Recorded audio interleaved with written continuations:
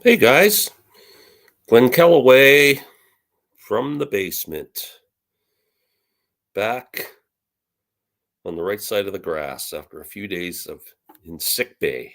Oh man, it was brutal. I am just gonna do something here. I'm expecting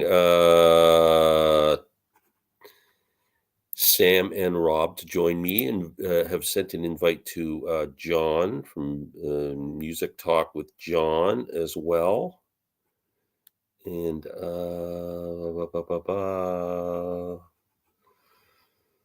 yeah, so give me a sec to figure all this out.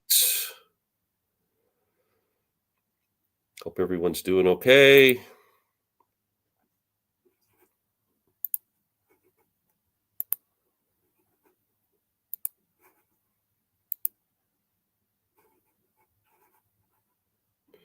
There's nothing worse than silence when you're watching a video, eh?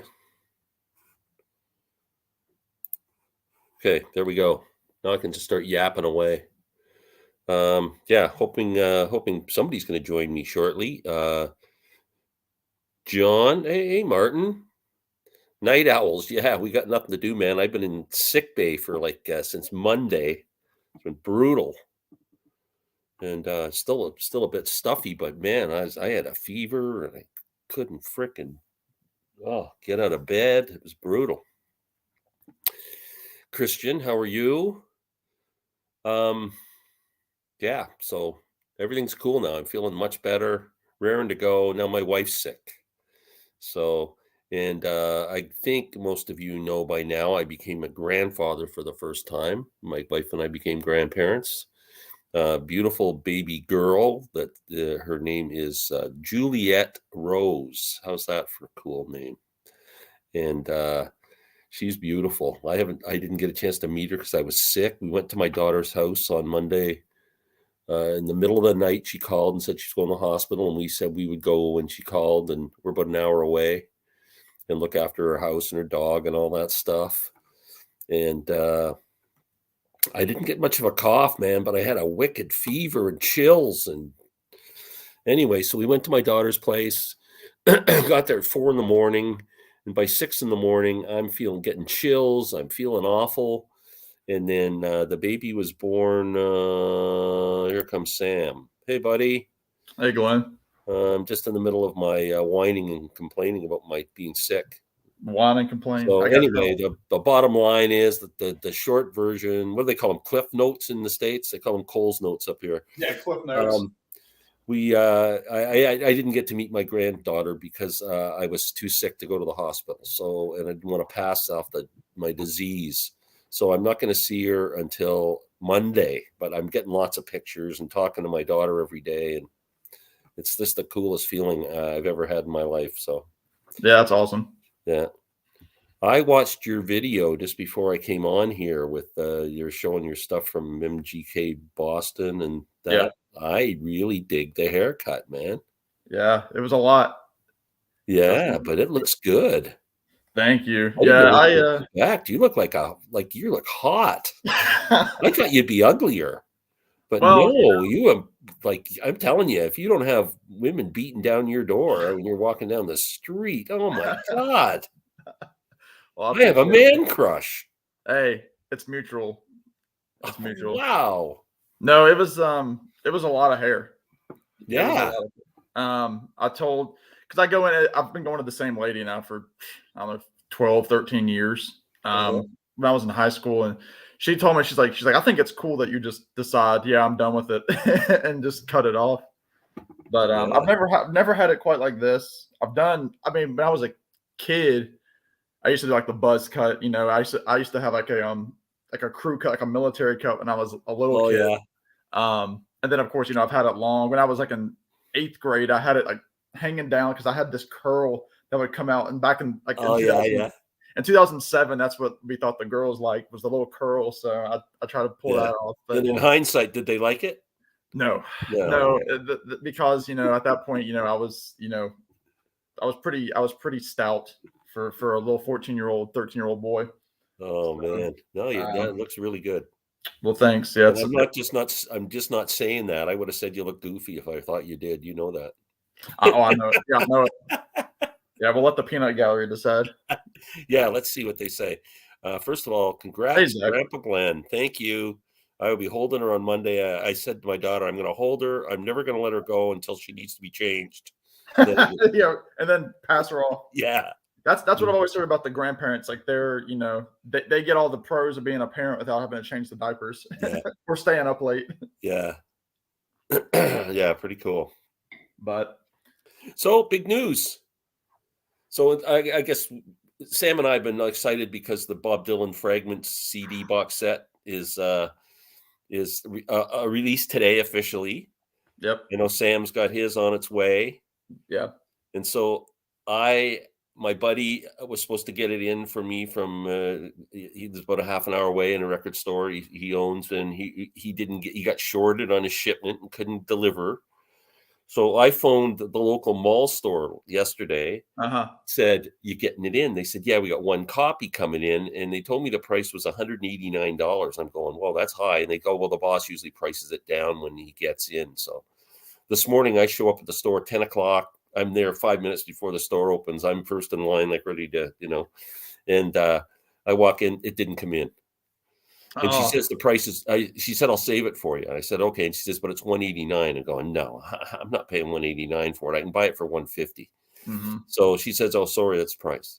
So then I thought tonight around 7 o'clock, I thought I'm going to phone them and see if it came in. So I phoned and she says, no, it never came in. You came in this morning, right? And I'm going, yeah. Then 10 minutes later, the phone rings. It's here. And we priced it at 149. And I went, okay. She says, your name's on it. So I'm picking it up at 9:30 tomorrow morning. Well, there you go. Yeah, I got an email from Import CDs last night that says your order has shipped. So I don't have an ETA. I don't ship. I mean, shipping that could be a week. Yeah, you don't know. U.S. mail's just crazy. It's crazy, but yeah, I'm excited for it. I mean, those Dylan sets. Whenever he releases the Ultra sets, I'm gonna get them just like Glenn does. Yeah, yeah. The mega sets. Well, Rob's here. We got him. Hey Oh, guys, how you buddy. doing? Rob. So, yeah, if you go on the Steve Hoffman forums, there's a whole chat going on about it. Now that people are receiving the sets, they're starting to do little reviews on them and stuff. And so it's actually, I've been doing a lot of reading. Oh, have you? I think what we need to give a review on is Sam's new hairdo. That's what we're talking about. I thought he looks like the hottest guy on earth. You know, when People magazine every year, they put the hottest guy in the world on the cover? That is it right there. I tell you, Glenn, he just made you and I look even uglier. Oh, I know. That's what I say. It suited I'm a long hair guy. If I had hair, it would be long. Yeah. And well, so I would never tell somebody to cut their hair, but it looks good. I haven't had hair since I was 24. So, wow. Yeah, I'm lucky on both sides of the family. Must be a very windy day. Yeah. Yeah. Sam moved to Chicago. It's windy there. Yeah. Yeah. Actually, in all honesty, it was very windy today. Like, Sam, something looks different about you. Yeah, his face swelled up. He's got a disease. His hair is the same length. It's the same. Yeah, I got a bee sting in the back of the neck. Like an elephantitis thing or something going on. Thank you, Jason. Hey, I don't know if y'all. I mean, you probably do because y'all know a lot more about music than I do. My dad, God bless him, he gave me a wonderful gift, and I listened to it today, and holy cow! Do you have this record? No. Where's that Jerry Lee Lewis set? Yeah, Larry Graves lent that to me on a. It's really good at Rocks, eh? But have you seen the vinyl? No. Look at this gatefold. Whoa! Oh my God! It's St. Paul, like a city, a map of St. Paul. St. Pauli. That's like where the Beatles were and everything. Yeah, right? and so it folds back up. That's where the Reaper Bond and everything was, in the Star Club and all that. It's like Pauli. That's like the prostitute district and the red light district. This was his comeback after his big scandal, marrying his cousin, and the backing band are the Nashville Teens. Yeah, that did Tobacco Road. But I spun this today. golly, it's a great album. It is a good album. Yeah, Larry Yeah. lent me the CD. It's pretty rocking, eh? It's rocking. This is the reissue, the Bear Family.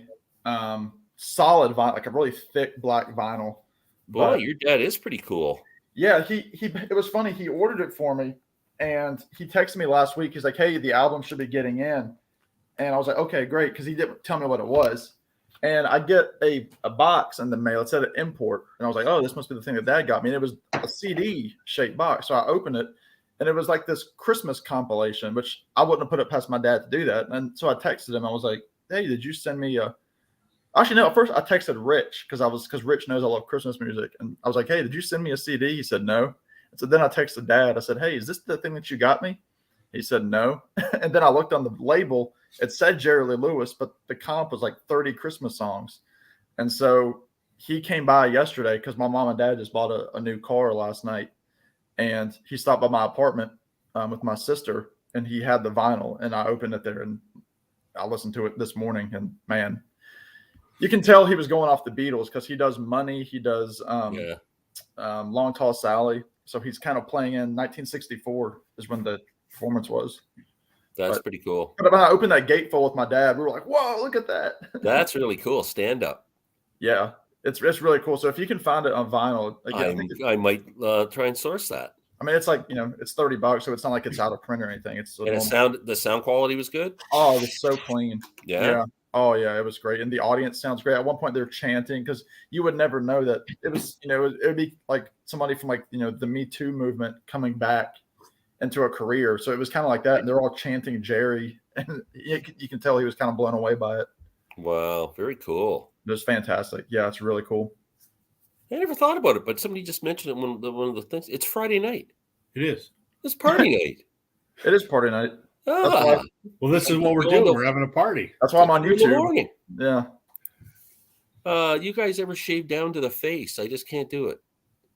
No, I've had a mustache since I was 18 years old, and that's 50 years. I grew mine when I was 18, and I'm 45, and I've never shaved it off. Wow. I've letting it go thick. I've trimmed it down, but I've always had it. Yep. This is about all I can grow right there. Yeah, and I always leave some stubble. Yeah, I never go straight down with the razor. I mean, I do like on my neck sometimes, but I'm not big on the ZZ Top beard things. My wife would divorce me if I ever did that. Could you grow a beard like that, Glenn? Could I? I don't. Well, it would keep growing. I mean, I grow hair on my face, so I imagine it would keep growing. Yeah. Yeah. Yeah. Right. Dave. Yeah. Sam. We should do Almost Cut My Hair. That'd be a good Cosmic Torpedo song. Crosby did cut his hair when he went to prison. They shaved him. Yeah. Happy Friday, gents. That's what Alex. Thank you, Alex. That's I am feeling like $1 million frickin' dollars compared to how I felt. So that's good. That is good. You were down for a couple weeks. 3 days. I was down for 2 weeks, like just before Christmas. Yeah. That's what happens. It comes back and bites you. Wow. Yeah. So we have no topics. We got nothing. We're just partying. This is what partying looks like. Yeah. I'm watching the Leafs lose to the Senators. So. What's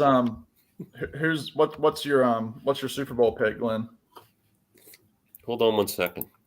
John, I emailed you a link. Get on here, John. Get on here. Check your email. Let me know if you got a link. If you didn't, then I'll put one up. You should crucify John as being the ringleader. Not under your Music Talk with John email, the other email that you first sent me on. Yeah, I'm surprised you're inviting John. He's like the third wheel. Well, he was the ringleader of the cheating earlier this week. He didn't do anything wrong. He just teased you, and you guys fell for it and committed adultery. It was actually my idea. But he's just the bar. He was just the drunken. No, had I known. He was just the drunken woman at the bar that you guys took advantage of. That's exactly what happened. Right. No. Yeah, I felt like a drunken woman at the end of the thing. Yeah. At 11 o'clock. I was like, man, we got to get this going here. Here's a topic. What musically related things are you looking forward to this year? Hopefully getting Glenn down here to play. Yes. Yeah. Well, we'll see. I think Sam needs to come up here and play. I think he does too. I would love to come up to Canada because I mean, so many of y'all are up there, and I would just make it like a whole thing. Yeah. Why don't you? I know I should. Come up to Toronto, man. There's like 15 of us in the area. We'd all love to meet you. That would be awesome because my thing is like I only have 10 days off of work a year, and That so sucks. Me too. yeah, it's really tough. That's all you get too? 2 Yep. weeks? Yeah. Once I get to 5 years, I'll gain 2 more days. Yeah. Wow. Yeah, so that's the hard part is if I want to do a big trip, because I was looking for a minute at that Willie Nelson 90th at the Hollywood Bowl. Yeah. It's 2 nights, and it's so many cool people that are going to be there to celebrate his 90th. Well, I'm John, feeling abused. Well, shouldn't. you were, I don't know. The cog in the wheel. I don't know if it was like a gangbang or what was going on that night, but No, for me, the things I'm looking forward to, obviously Dylan coming up here whenever I get that is next on my list. yeah, me too. Yeah, the Dylan box set Sam and I are really excited about. I'll be doing an unboxing tomorrow before noon for sure. Yeah, I'd like to say the same, but I probably won't be having it until probably Monday at the earliest. Yeah, don't come in winter. Yeah, come up here in the spring or summer'd be nice. I would actually love it in the winter, to be honest with you. I haven't had any snow yet, and I'm wanting it. I just always get a kick out of Americans when they see snow for like the first time or the first time in decades, and they all get excited, and I'm like, Yeah. There's a bunch of swear words I say under my breath. We got another 8 inches the other night. I know, so did we. Yeah. Man. We're expecting another 15 by Sunday. No. 15 centimeters. Sorry, whatever that is in inches. I don't know. Well, it's probably 6. Yeah, 6 or 7. I saw Larry. He put up a video today, like out his window of the snow. Yeah, it's brutal. It looks like here too. And I was so sick I couldn't get out of bed, and the shovel at my driveway was like, and it was windy and it was drifting, and frick, I'm going, oh, I can't do it. One of my neighbors on the street came with a big snowplow and did my whole driveway. I'm that guy on the street that I'm always the first guy with my driveway shoveled, and all winter long my driveway is absolutely bare. There's no tire tracks on it. I'm that guy, right? Yeah.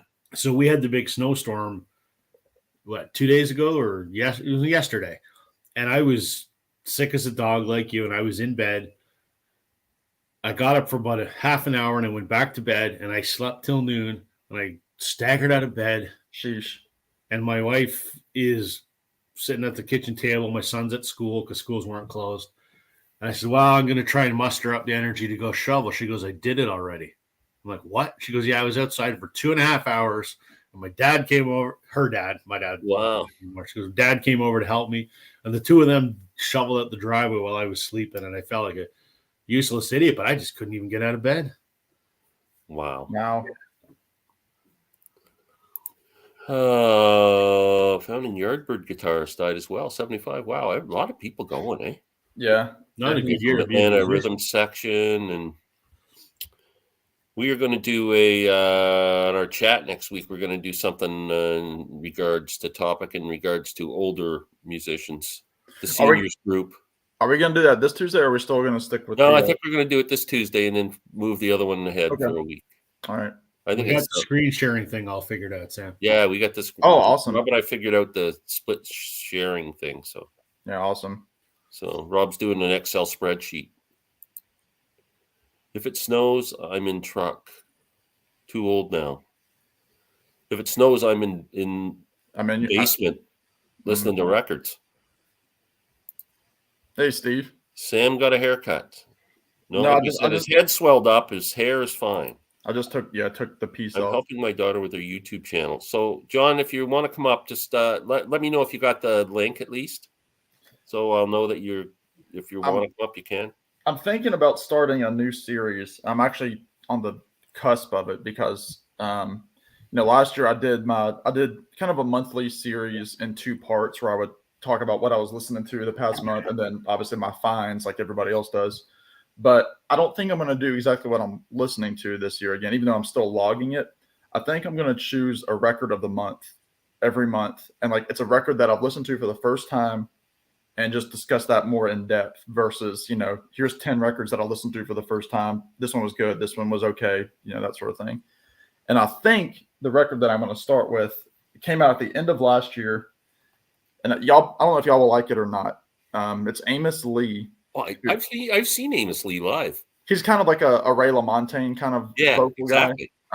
But this he does a track for track remake of Chet Baker's singing album. Chet Baker Sings. Oh. In that style, and it is a wonderful album. I mean, it's just like a Chet Baker record with Amos Lee singing over it. Really? And yeah, it's really cool. Really, really cool. See, I only like Chet Baker instrumentally. I don't like his vocals at all. Oh, because, well, I mean, it kind of fits with what you dislike anyway. Yeah. But Amos Lee's pretty good. I saw him open for Norah Jones. That's about right. Because he was in that whole New York City community that she came out of. Yeah, he was broke. Yeah, I think her partner at the time, like I don't know, it was a husband or just a boyfriend or whatever, who played in her band and produced E. Alexander, I think his name was. I think he had something to do with Amos Lee's first record. Oh, okay. And he was pretty good. He was very funky, and like you said, Ray LaMontagne's pretty good at representation. Yeah, the thing is, he's kind of like Norah Jones to me, in that I feel like if I would go to a concert of his, I would be bored after a while, just because he's so mellowed. And I mean, I love their voice. I love Norah Jones' voice. I love Amos Lee's voice, but I feel like song number 5, I'd be like, all right. Yeah, Norah does some good stuff live. She did Life as a Carnival when I saw her and stuff. Oh, cool. Like that. I know she sang a Beatles song for when Steve Jobs died, because he was a big Beatles fan. She did Let It Be on the roof of some. Is that what it was? Yeah.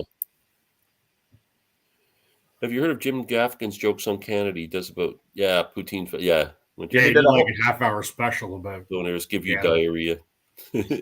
See, I saw that. I love Jim Gaffigan, but I saw it and I couldn't fully relate to it because it was all Canadian jokes.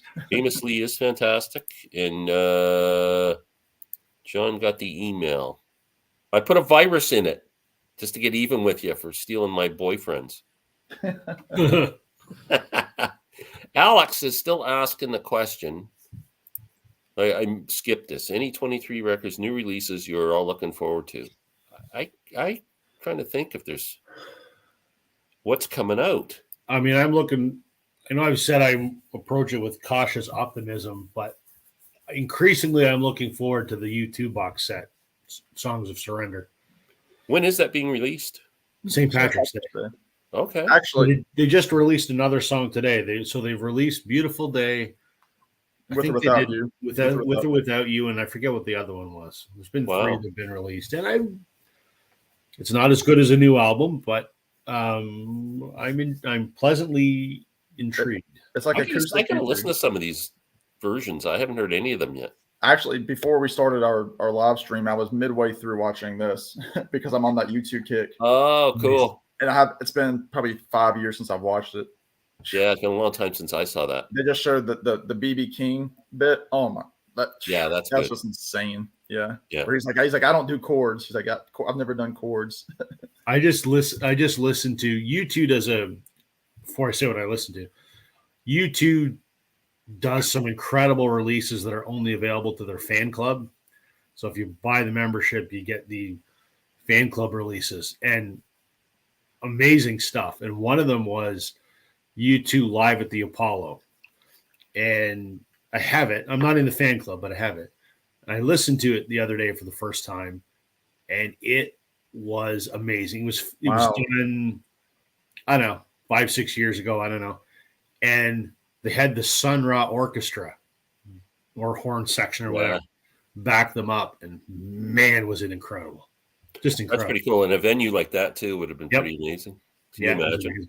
I'm upset, and I know how y'all feel, so don't give me any grief. But John Mayer just announced a solo acoustic tour. Oh my God! Yeah, right.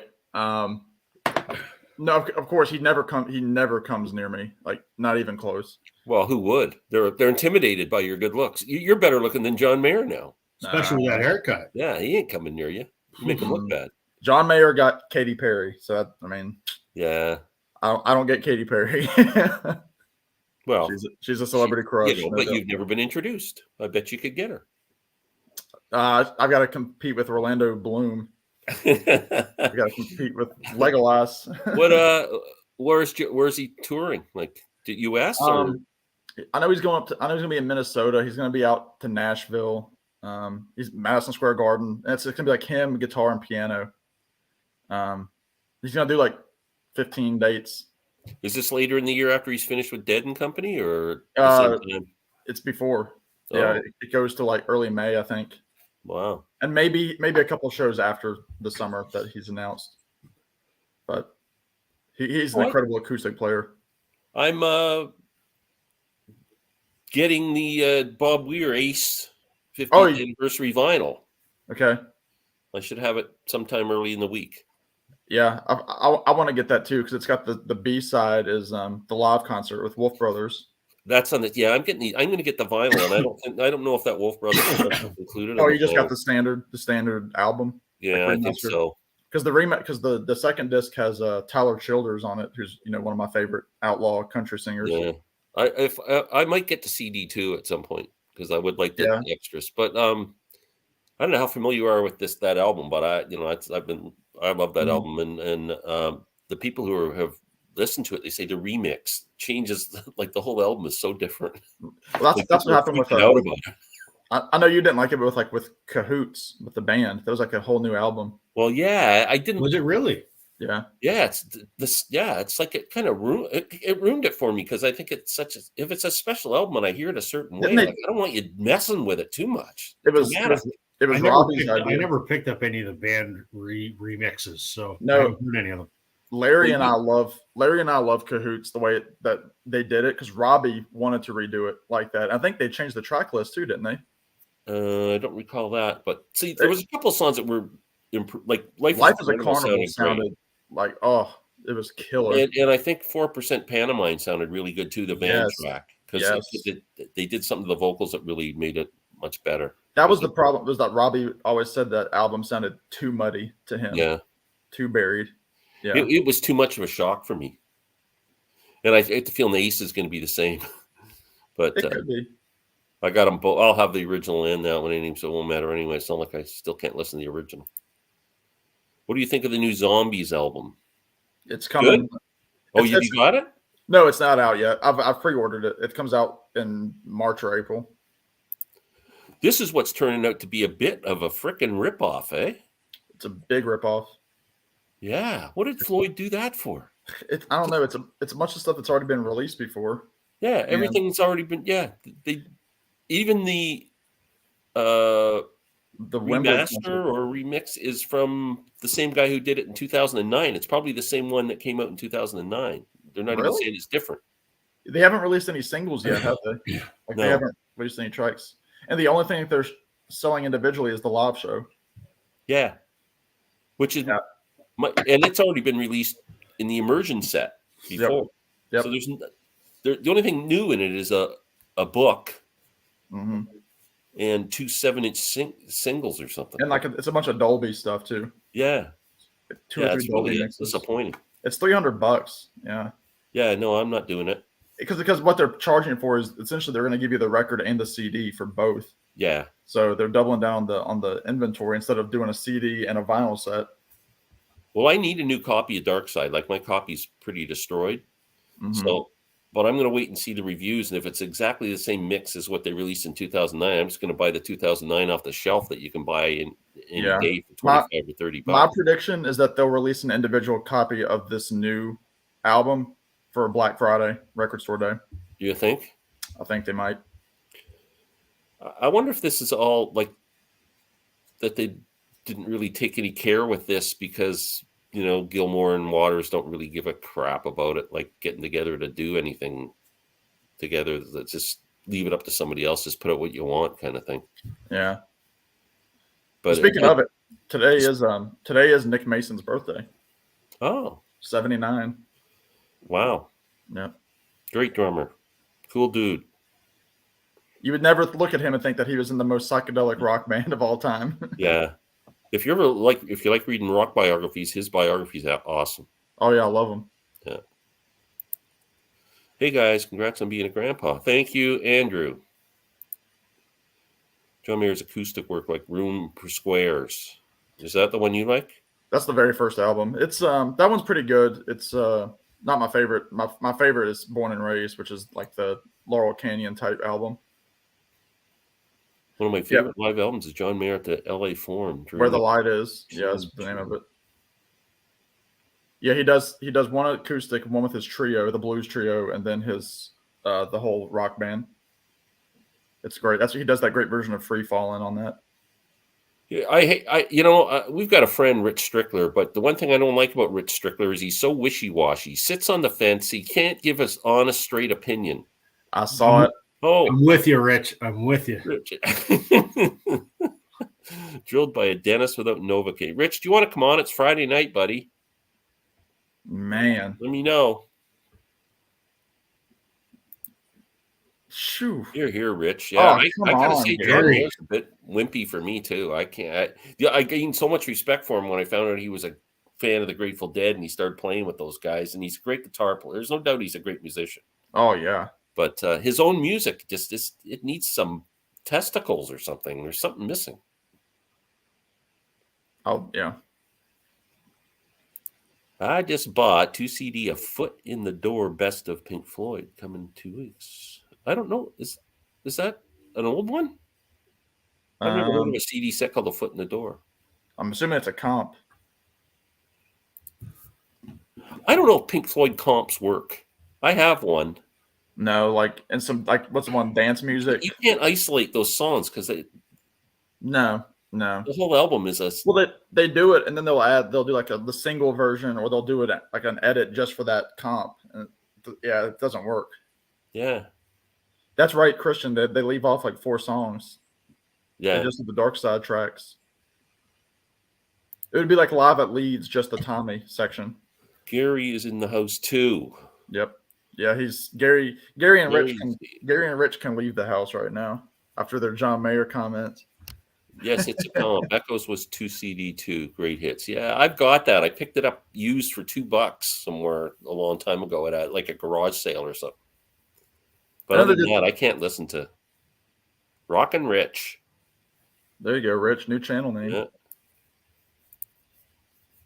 Yeah. Yeah, I'm just giving them crap. Oh. Well, they're giving me crap, so I'll give them crap.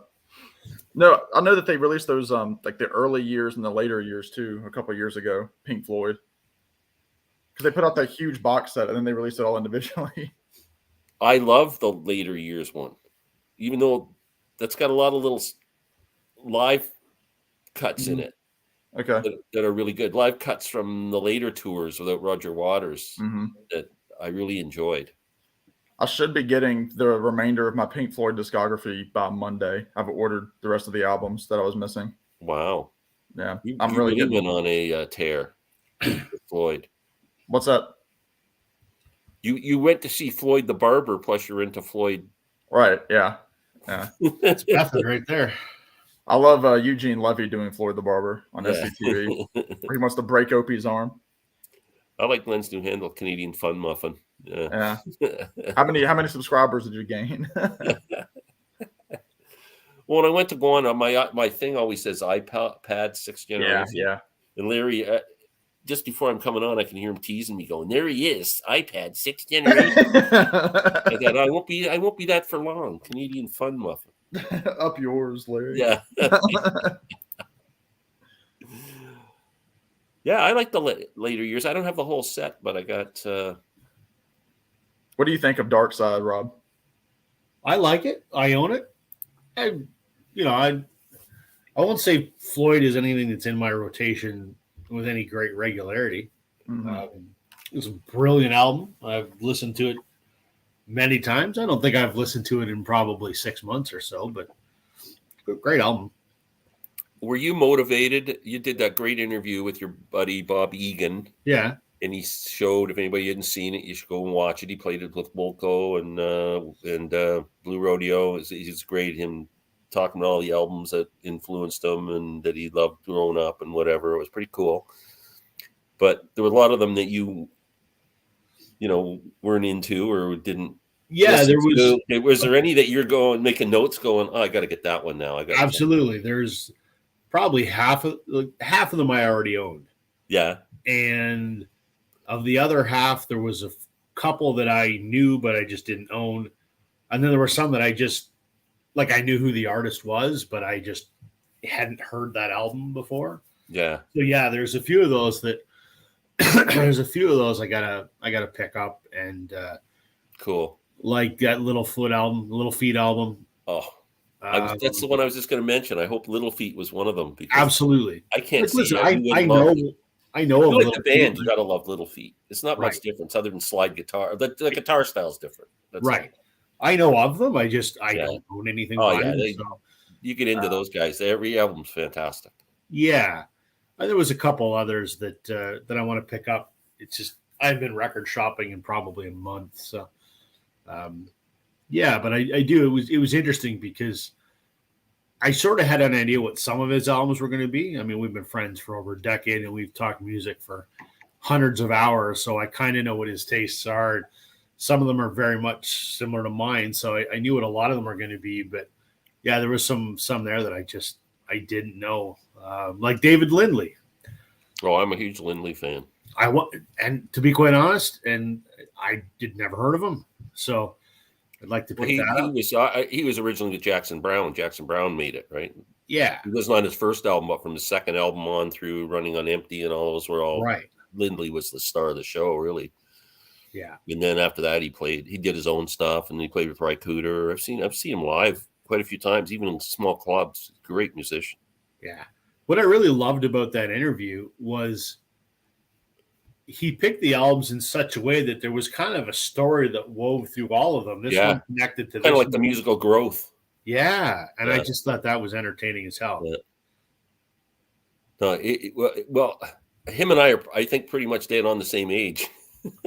Yeah, he's 60. What is he? I think now he's about 65, I think. Oh, is he? He's younger than me then. Yeah. But yeah, I just found that every album he picked, I'm going, yeah, that's that. I had that same album had the same effect on me. It was like just about every one. He's 65 and his wife is 34, I think. Wow. Yeah. I learned something today, Glenn, that I'm sure you already know about Ry Cooder. I didn't know that because I was listening to Head by the Monkees, and I didn't realize he played on As We Go Along. Oh, really? I didn't know that either. Yep. I know. I mean, his session resume is huge, but I didn't know that one. Yeah, I didn't either because I was, again, listening to it. I always am looking up who's playing on what. Very cool. Yeah, he's everywhere. He is. Nirvana had a song called Floyd the Barber. It's on their album Bleach. I'm about well, I mean, Rob would know because you said you used to live in North Carolina. Mount Airy, which is where Mayberry from Mandy Griffith is based on, is like 2.5 hours from me. Oh, I've been to Mount Airy. I got a funny story about Mount Airy, but my wife would kill me if I shared it. Yeah. Oh, gosh. Oh, Real Wax, that's Lindley's band. Yeah, and Steve, he gifted me that George Harrison Live in Japan. That's a killer record too. It is. Yeah, I've had the CD forever. And you know what? Back in the 90s when I was collecting Beatles memorabilia, a guy told me, go up to this antique place. It's up it was like an hour and a half drive from Toronto. He says, they've got some old Beatles stuff there. You might find something. I go up there. They had unused tickets from the Japanese tour. Wow. George Harrison. And I bought 2 tickets. And I didn't pay much for them, like $10 a piece or something. Ooh. And I had them in my collection for a while. When I sold my collection off, they're gone. But I wished I had kept the ticket. Well, yeah. Yeah. Could you imagine that? I mean, that was a band that was playing at that show. Yeah. Yeah, I've had the CD for years, so I'm really looking. I got the VCLT coming too from Steve, so I haven't received it yet. I think he ordered it from the States. I'm gonna be waiting. Got a story for you. Well, let's hear it. We've got time. It's Friday night. Oh, Gary. Gary, if I told that story, I'd be divorced. Yeah. We promise we won't just be between us. Oh, yeah. Yeah. Oh, here we go. I took a trip to my local record store today and have an unbelievable sad story. Oh, great. A sad story. To walk around the entire store and not find anything I wanted to buy, I noticed a stack of unsorted records. Stay tuned for part 2. You'll get it sometime in May. Yeah, probably. Sam, are you a fan of the Avett Brothers? No, Sam hates the Avett Oh yeah, Brothers. can't stand them. Hey, Alex, you should sub up my channel, and about every other video I mentioned the Avett Brothers. Yeah, Alex, you need to watch more Sam. I think every other word comes out of Sam's mouth is Avett. Sam also doesn't like Tom Petty either. No, Yeah. Tom Petty, John Prine, Dylan, they're the worst. And I'm an Avett Brothers fan too, but not on the same level as. No, I've seen the Avets twice, Alex. I was going to see them in July at Red Rocks this year, but my cousin had to get married, so what can you do? I'm gonna email you one, Rich. Is that what she said, Rich? To torture me instead of her? You've done enough, my friend. I think that it's a 3-person limit on Glenn's subscription here. The mayor bashers beware.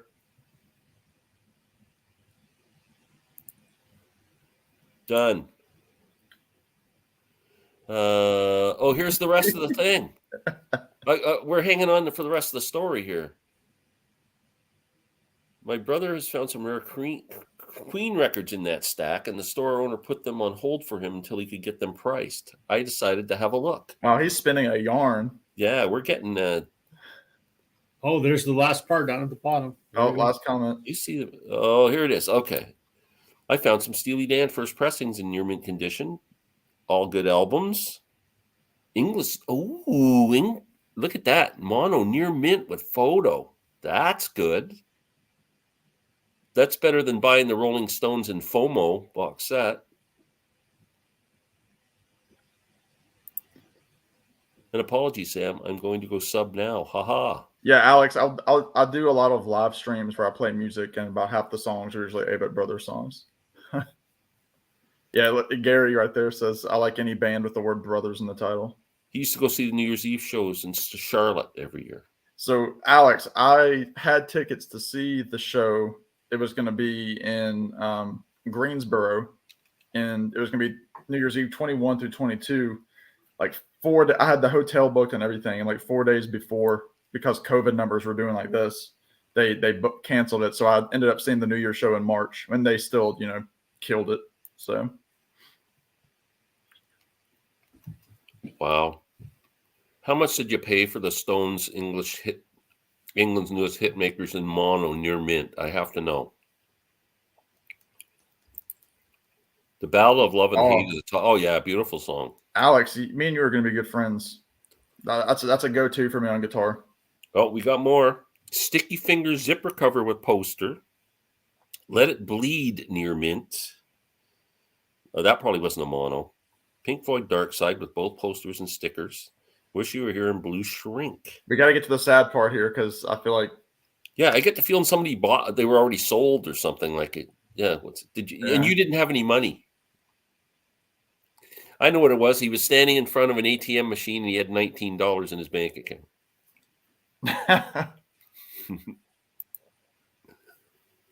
Did you show the Four Horsemen the other night? The Four Horsemen? Yeah.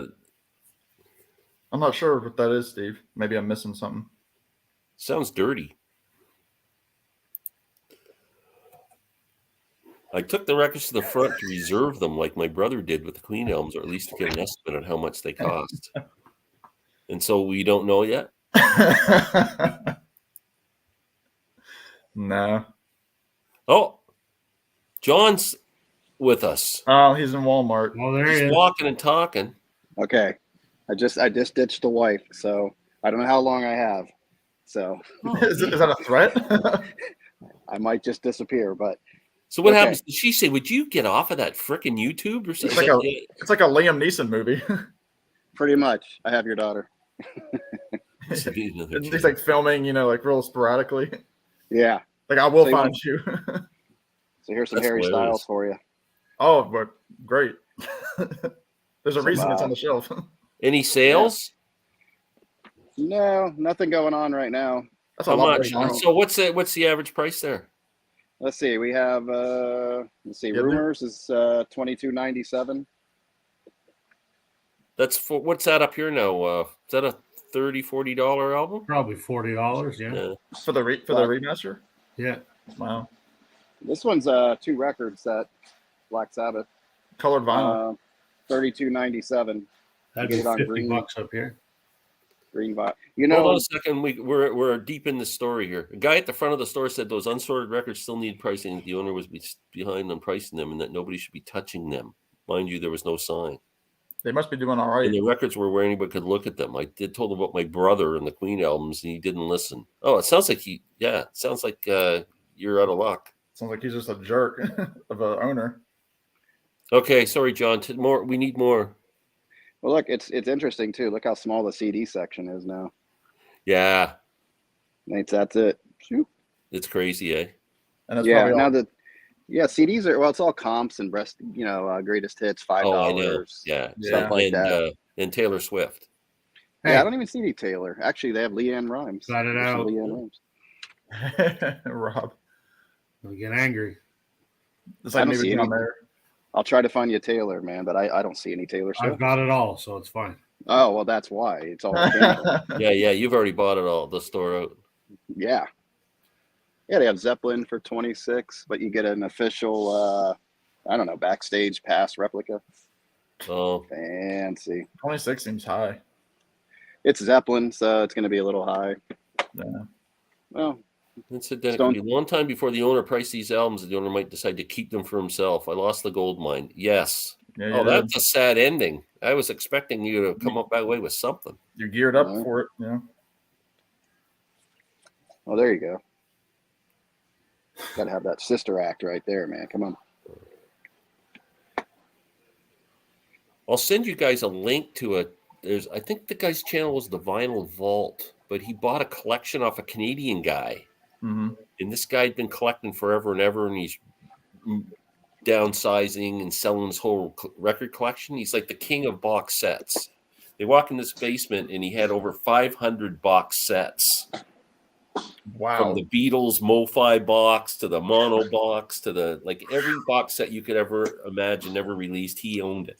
Dear And Lord. he sold it to this guy. There's a video of him showing all this stuff. I'll flip you the link. I sent it to my buddy who owns a record store, and he's going, "Holy crap!" I wonder how much that went for. That's crazy. I don't know. There you go, Glenn. Aren't you on the kick right now? Yes, that's a hits one though. I'm trying to buy all the studio stuff. This is good though. This is a half-speed mastering. That is Abbey a good. Road. That is a good. Yeah. That's a good comp. I was listening today. I was on a Who kick 45. Yeah, that's a bit much. I was listening to I listened to My Generation and then Who Sell Out today. The half speeds, man, they sound good. I like the half speeds when they don't make them 45 RPM. These weren't. It's still 33. Yeah. See, I like that. No 45 RPM vinyl. Well, I'm glad I got your forgiveness, Glenn, for the channel. But actually, Rob came to me with the idea. So I did. I'm not going to throw him underneath the bus. Oh, I didn't, John. It was those two. Those two are the sluts. You're just, you're like the drunken girl in the bar that they picked on. Hey, we're just Dave Grohl, Rob. Yeah. Yep, that's right. We just jump on every channel we can. Yeah, right. Yeah. They're the adulterers. You didn't do anything wrong. Yeah. Well, Sam was even like last minute. He's like, hold on. I held them up for probably 10 minutes. I was like rummaging through looking for my 80s records. Because I know Sam had this much of a conscience. Rob, zero, no conscience. He I had to take a swig of whiskey to get the courage up. Yeah. It was my idea that afternoon. I said, "Hey, John, what are you doing? Glenn and Sam are busy. Let's do something. I'm bored." That old bastard's busy. Too bad. Let's go. Yeah. Get somebody else. See, I wish I would have known exactly when I would have been home because I was home just after 8. So we probably still could have done it. But I know you were kind of down in the dumps. Look at it from my perspective. I was trying to keep our regular viewers so that they would have something to watch so they wouldn't go elsewhere. Yeah. That's right. We kept them going. Yeah, I appreciate you flying the flag. It was good. And we only bashed you a little bit, Glenn. Yeah. That's fine. I can take it. You need any Queen pop figures or U2 to play with your new Are they the U2 Funko releases? Pops? Yeah, send me the U2. You got U2. I didn't see a U2 set. Rob, you don't have that? Yeah, sure. I don't have any Funko Pop, but send it on. I've got two. I got Frank Zappa and John Lennon. They're my own. Zappa's cool. Did you got Zappa with like the American flag kind of hat? Yeah, the president. Okay. Yeah, there's a whole band right there. I just saw that because I'm a big Seinfeld guy. That Fisher Price is releasing 4 Seinfeld characters. Oh, are they? Yeah, like I think That'd be Kramer's fun. carrying his character has a Kenny Rogers chicken leg. Oh, I should get that for Lynn. It's Well, like we 20, both love it's like Seinfeld, 24 but bucks. Yeah, I might get it for display because I've got the Lego set that I built too of Jerry's apartment. It's in uh, my sunroom. you know, I've held Fusilli Jerry in my hand. Really? Remember that episode? Yeah. Oh yeah. Yeah, my buddy was a big like worldwide beetle collector, and he actually brokered the sale of that album that Mark David Chapman signed and everything. Like he's Are you that big in serious? the industry. Wow. He had a guy wanting him to sell the. You said he had the script, the original script, and he had the actual Fusilli Jerry, and they were brokering an auction sale for it. Yeah, they Wow. had the Festivus poll here, but they didn't have a price on it. Nobody could tell me how much it was. It wasn't in the system, and I came back to get one, and it was gone. Ugh. Yeah, I have a Christmas ornament for my tree of a Festivus pole. Oh yeah, Gotta have that. Yeah, that's pretty cool. and it's still got the tag on. I'll have the tag on it because it's Jerry Stiller. Oh, Love that please. movie. Classic movie. Yeah, Well, I'm here for your commercial entertainment tonight. See, you're giving Walmart a big plug. I'm doing a Who Top 10 Songs video on Yeah. Sunday with Briars. Okay, well, we'll have to maybe check that out. As Batman. long as Boris the Spider's in the top 10. My wife. Yeah, I have all 4 Beatles and Legos. I didn't know they had Lego Beatles. I know they've got the Yellow Submarine. Oh, You can buy. be interesting. Yeah, I have one, but it's not Lego. It's some other brand. They look like Legos, but I have 2 of those. I think it's Magical Mystery Tour or something. Oh, look, there it is. This thing is awesome, Glenn. Oh, where'd you? I haven't seen Oh, that. no, That's a Lego? Is That's that the Lego? That's Yep. the Yellow Submarine. Yeah, Now, can you still buy that? I No. think so. Oh, you can't? Oh, look at Good that. luck. It's crazy expensive. When Check that did out. they come out? About 10 years ago. Oh, wow. Very cool. Now, did you have to put Yeah, that oh, together or wow. was it already assembled? No, you got to put it together. It's Lego, man. Come on, Glenn. Well, I haven't had a Lego since I was. Yeah, right now the Lego that set is $193. Whoa. Yeah, And what was it worth when it came out? Probably 60. 60, yeah, probably 60. yeah. Legos are usually expensive anyway. That's the same type Batman I had as a kid. Now it's retro. This has Yeah. been on the shelf in my office so long it's got dust on it. Oh, is he Chris? talk about that other Batman? Yeah, the Anybody Lego- have the Lego White album photos? oh, I've seen those. It's like the tiny Legos that you can put on a black screen and Really? make the faces. Yeah, look at that. You can put the Beatles inside of the Yellow Submarine if you wanted to. Oh, very cool. Cool. Oh, Oh, there's that's the cool. the blue meanie at the bottom. Yep. They also just put out a Rolling Stones of like the tongue logo as well. Oh, yeah, I've seen that. Actually, I probably have that. It looks the cool. Black It's at- series. Yeah, it's at Barnes and Noble, like in the middle section with all Oh, the really? And Yeah. Barnes and Noble, at least in the States, they're having a great deal on music books. Like they're selling the Bob Dylan book, the Jan Wenner book, 50% off. It's like $17 for the hardcover. For the Dylan book, $17? The new book is like $17, 50% off. The new Wow, the cheapest I've seen it up here is 32. the new Bono book is 50% off. Like I said, Jan Wenner, Debbie Harry has a book out. Wow. They're all 50% off the hardcovers. Your hair's 50% off too. My hair's more than 50% off. Yeah. You have to check that out. Yeah. Never received the link. I don't get it. It's Well, 'cause I'm just going to put it up here, Rich. I blocked the link, Rich, because you know. And how many can you have up, Glenn? 4? I'm not sure. You can have 10. Not a nudge. 10. It might Oh, be. you have the there's free a, one. You only there's get. a 6, and then there's a 10, right? Oh, so It's maybe up there. 6. I think you get 6 on the free one. Yeah. You know, Glenn's not throwing around the money for the business subscription. I mean, we could have a real party here. I guess we wanted to. Yeah. How long are you guys going to be up for a while or what? It's Friday night. Okay. Whatever that 'Cause I means. Because I might have to get off in a minute, but get back on with you guys. So The Bob Dylan book is $17. Why don't you buy it? Because he already has it. I got it for Christmas. Yeah. Yeah. I didn't pay $1 for it. Is that the new one where he's talking about all the different songs? I haven't started it yet. I'm backlogged on books. Yeah, which I always am. But that's that one. $17 is not bad for that book. Wow. Yeah, I mean it's 35 originally. Oh, there he is. Sorry, guys. Hang on, Alex. See how things There go he here. is. We'll see how hectic this gets. Yeah, it could be good. We'll One bring more. them up one at a time. Yeah. Yeah. How long till Mazzy shows up? Read Say it his in a name Dylan 3 voice. times.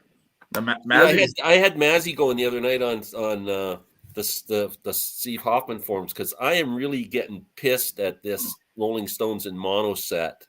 I find it's turned into the biggest fear of missing out item ever produced. Yeah. At first it was fine, but in the last couple of week or so, you got to get it. You got to get it. And all the retailers are jacking up their prices. Amazon's gone up to, in the States, it's almost $600 now. Jeez. Is it that high? Canada, it's almost 800. Well, how did they get away with that? And was it just in Canada where all those people ordered it and then they said no? And Well, then that they was put it back Amazon out UK. again? Okay. Did that. But Okay, it's that's just, UK then, and okay. everybody keeps saying, "Oh, you got to get it. It's going to get sold out. You got to get it." And people are ordering. But don't care about how much money it's going to cost. Like I'm going, this is just fear of missing out. Now you're just putting the fear of God into people. I think so. Yeah. And they're You gotta saying, have "No, it on it's not color." true." And I'm going, "It is true." I think so. Yeah, right now because everybody's hyped and liking it. So, I mean, there is a little bit of a build up to it, but yeah, the FOMO's there. Well, the other thing is though, it's digital. And all these guys who are, the audiophiles go, "Oh no, you analog. It's got to be all analog vinyl, and you'd be really good." Now this digital one, now it's There's the a whole digital trail. component to everything. It's just Right. bullshit. Yeah, well, Let It Bleed. That's a good stereo album. I'm sorry, I don't want. It is a good stereo album. You don't need a mono with that. No. No. Did you ever see the Stones, Rich? I know Glenn did. I have not. Never did. Should have. You're too busy seeing Petty and Springsteen. I'm waiting in line for them John Mayer tickets. But anyway, folks. Hey, yeah, he's probably coming to your town. I'll get, and that's the time. Sound loves.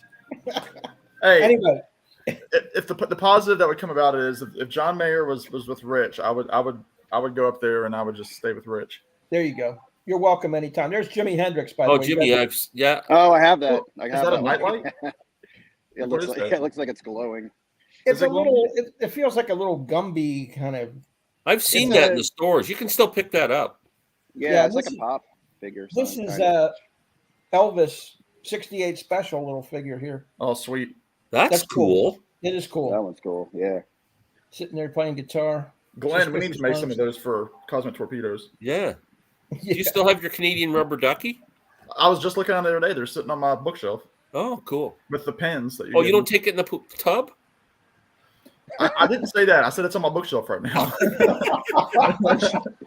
They're real clean. For those of you who don't know, the first time I met Sam in person, I made him an honor because he used to come on the live chats with Larry and I, and he was the only American guy on there. And we used to kind of tease him. He was like our Levon Helm. And then when the first trip down, I went to the dollar store and bought all these little Canadian trinkets. I bought him a little rubber ducky with a Canadian flag on it and some ketchup chips and just a whole bunch of Canadian. Made him an honorary Canadian and Yeah. got him There a it is. flag. And Wave the flag. Nice. There you go, Rob. Yeah. There you go. And then, yeah. He got me the rubber duck. Yeah. That is wow. That is not a small duck. No, It it's is not. actually. Is that small? That's a small for a Canadian duck. It's actually a microphone that Glenn has put in my apartment so he can hear me talk about Yeah. it. Yeah, it's like it's just Yeah. camera. It's like I watch him walk around. It Yeah, depends. he's got buttons. And, Yeah. So Dang. yeah, and the ketchup chips and everything, and yeah. my Then Sam returned the favor and got me all kinds of little trinkets from Roanoke and stuff that I've got laying around the room here. So I love that you've got the Appalachia poster. I got it sitting right under my TV set. Yeah, I love Staring it. at it all day long. The proper pronunciation of Appalachia. Yeah. Then I got my Roanoke sign sitting over there beside me. That's awesome. Yeah, I got you, like the ornament too. In my apple butter. Yeah. Well, I still got about this much left in the bottom of the jar. Well, I've got a whole quart on my counter. Wow. Yeah. Glenn, I'm going to duck out because I'm feeling the pressure. I have a Oh. feeling I'm going to be found in Okay. a minute. Well, if But- we're still around, Yes. Yeah. for sure. I will there, try to bud. get back That's on the here. idea. but I will be reaching out from the peanut gallery. Okay. Well, reach out. Yeah. Take care. Bye, Take John. care, See you John. guys. John. Thanks, buddy. Thanks for having me up, man. Okay. What else is going on?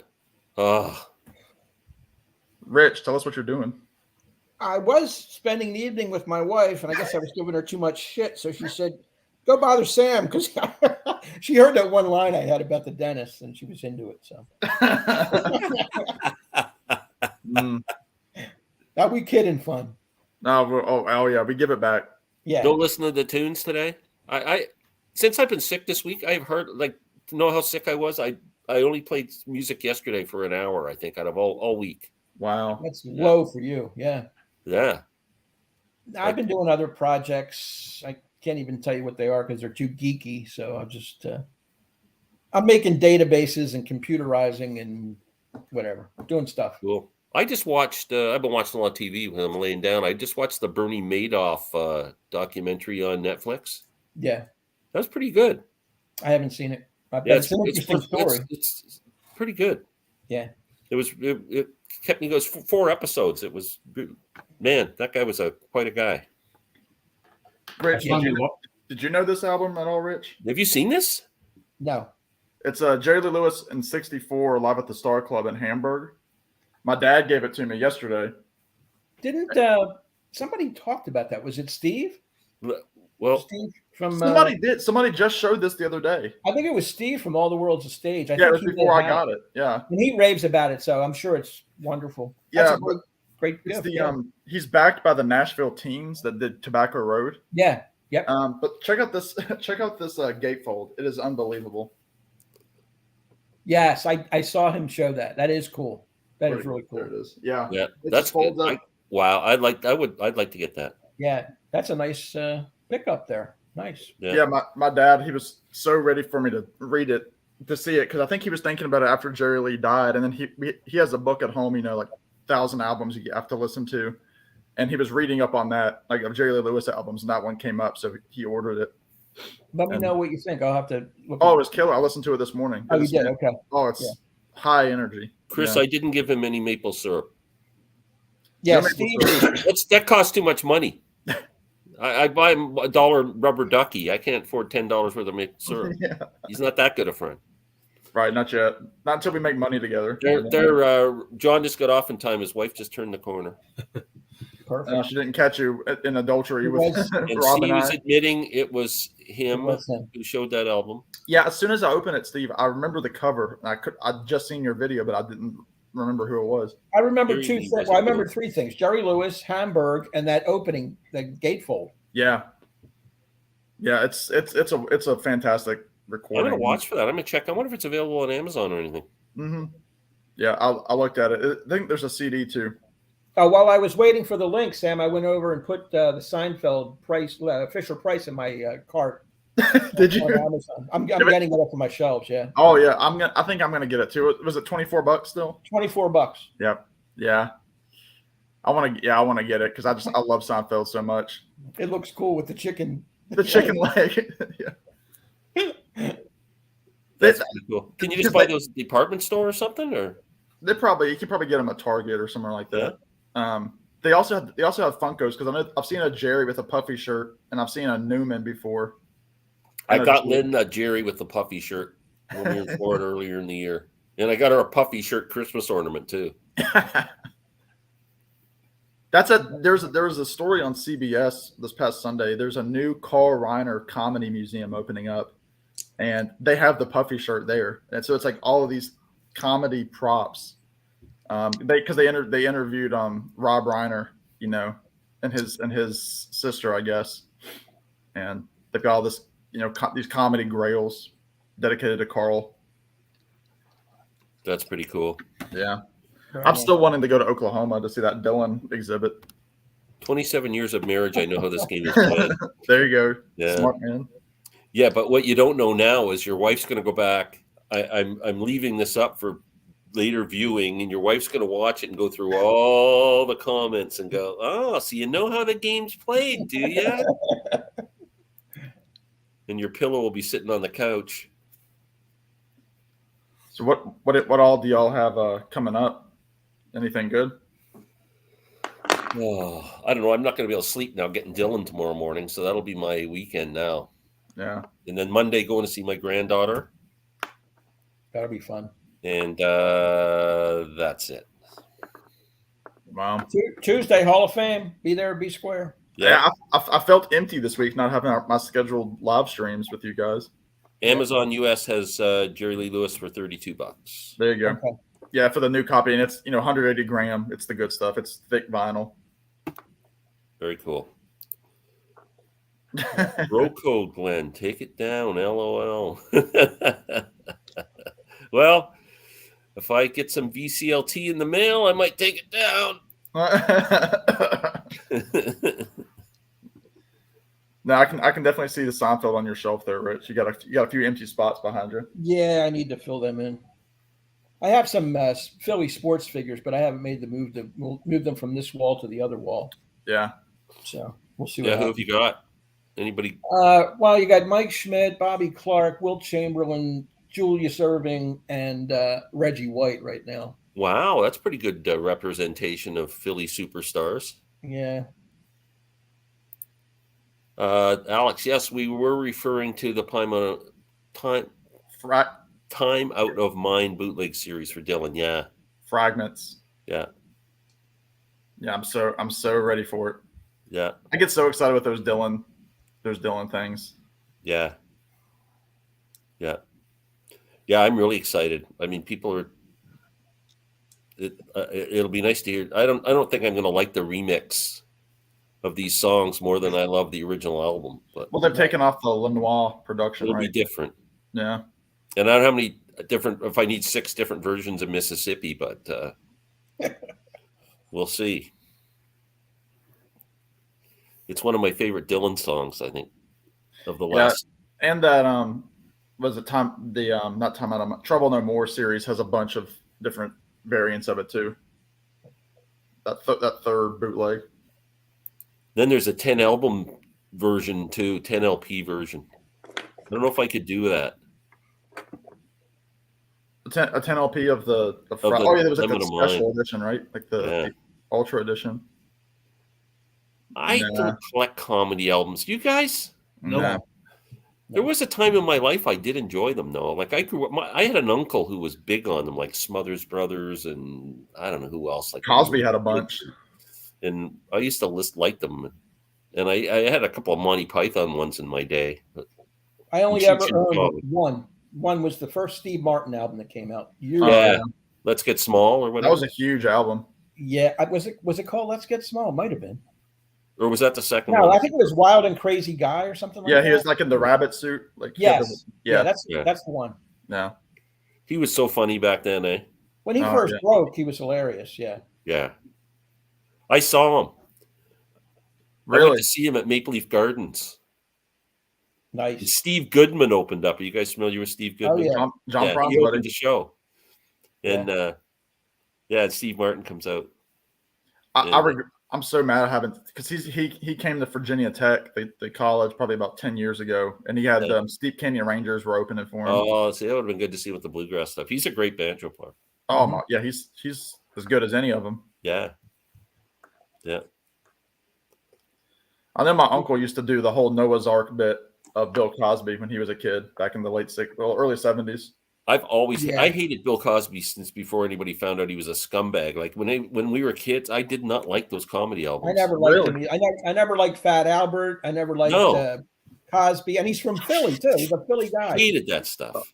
Didn't think it was funny in the least. Oh, I thought he was hilarious. I never did. No. I know Seinfeld puts him on his Mount Rushmore, like him with Carlin and Pryor. Damn.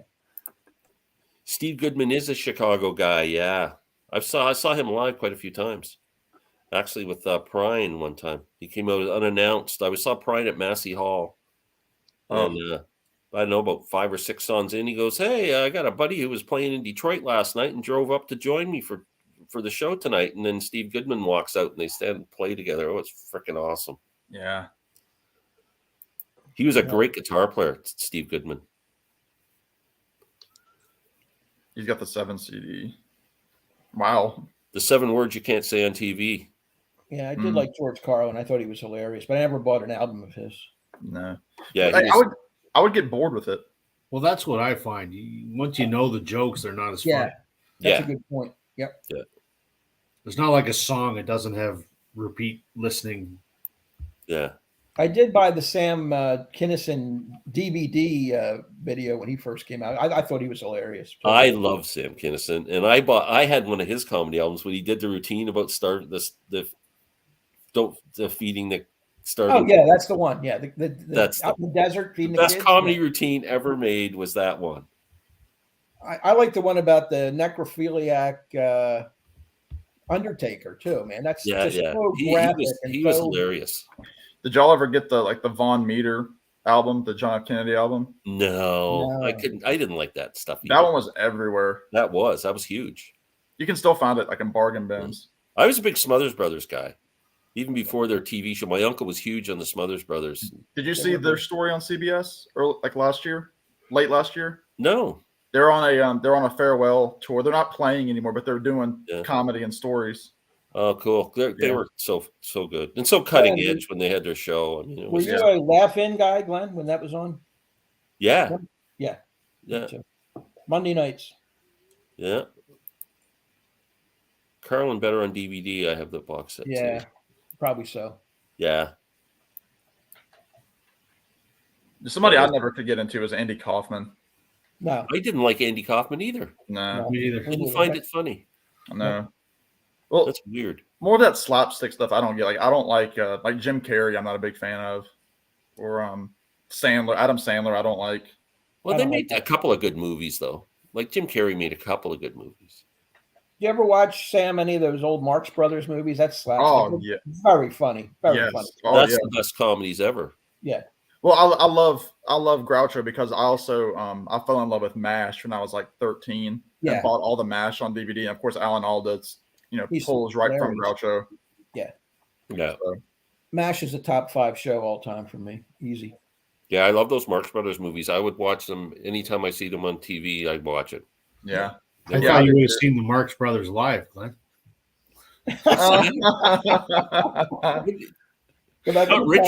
Richard Marx. Oh, man. And his brother. his brother Carl. Marx Brothers live. Sam, when we get back into our routine on the classic album series, I think we should recruit Rob and maybe do Hotel California because he's an Eagles guy. Huge Eagles fan. Oh yeah. Come over and do that with us, Rob, when we finally get circulated. It's going to be a while, but sure. Let me know. I'd love to. Yeah, that'd be awesome. It'll be great having you, and we'll put you on the list for sure. And the other guy that was on, John, I know he's a Billy Joel aficionado. We should get him for The Stranger. Yeah, because we've been looking for those 2 albums. And for people, So that we'll nail both of them. That would be great. Let me know when you're doing the Caravan one. I'll jump on. It's got to be a classic, Glenn. Come on. Save the best for last. Steam-powered aeroplane. We're going to have you back on for Blood on the Tracks, though. That's for sure. That'll be good. But we're kind of figuring like we'll do that on weeks that we can't meet up for our classic album. I mean, our Rock and Roll Hall of Fame. Right, we'll try and splice one in there somewhere. Steve, do you want to come up with us? Yeah, the Thin Man movies are good too. Steve's got a good point. They're 1930s, but they're very, very good. Yep, William Powell. Right. Myrna Loy, right? She the woman in that? Yep, Myrna Loy. Yep. I know a little bit about classic films because of my dad. I was raised on the old 30s, 40s. Good it's stuff. Friday night, so if Alex and Steve want to join us, I just put up a link. I think 6 is the max on the free thing. That's good. We'll see. Find out. I don't think you can do 10, but what the heck? I'll tell you, one of my favorite movies. You got to bring your own booze, though. Yeah. Or your decaf, whichever. Iced tea. Cheers. It's a Mad World is a top movie for me. Oh, yeah. I saw that in the drive-in in 1963. I was a kid. Oh, cool. Unbelievable. Steve, I just put the link up on the thing there just above your comment. That movie is like the Traveling Wilburys of super casts. Every comedian known to man at the time in that movie. And all at the top of their game. And then they pull up the old guys like Jack Benny for cameos or Buster Keaton. Right. The Three Stooges at the final. Three Stooges, yeah. Thank you, buddy. Nice. Look at that. I got some Holy moly. dono. Hey, look at that, man. Nice job, Josh.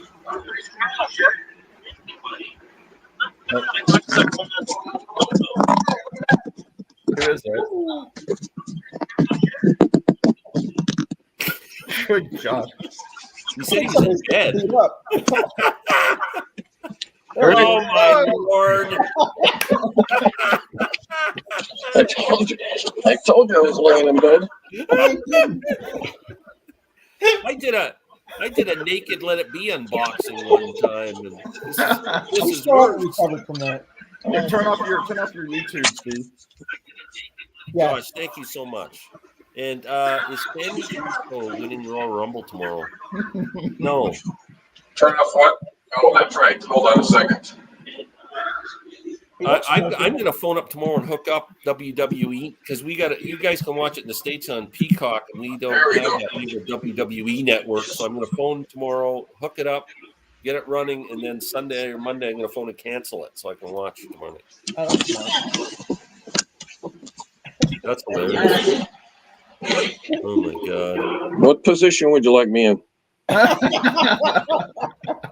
Okay, Josh. So you got the WWE network then, because I won't be able to watch it.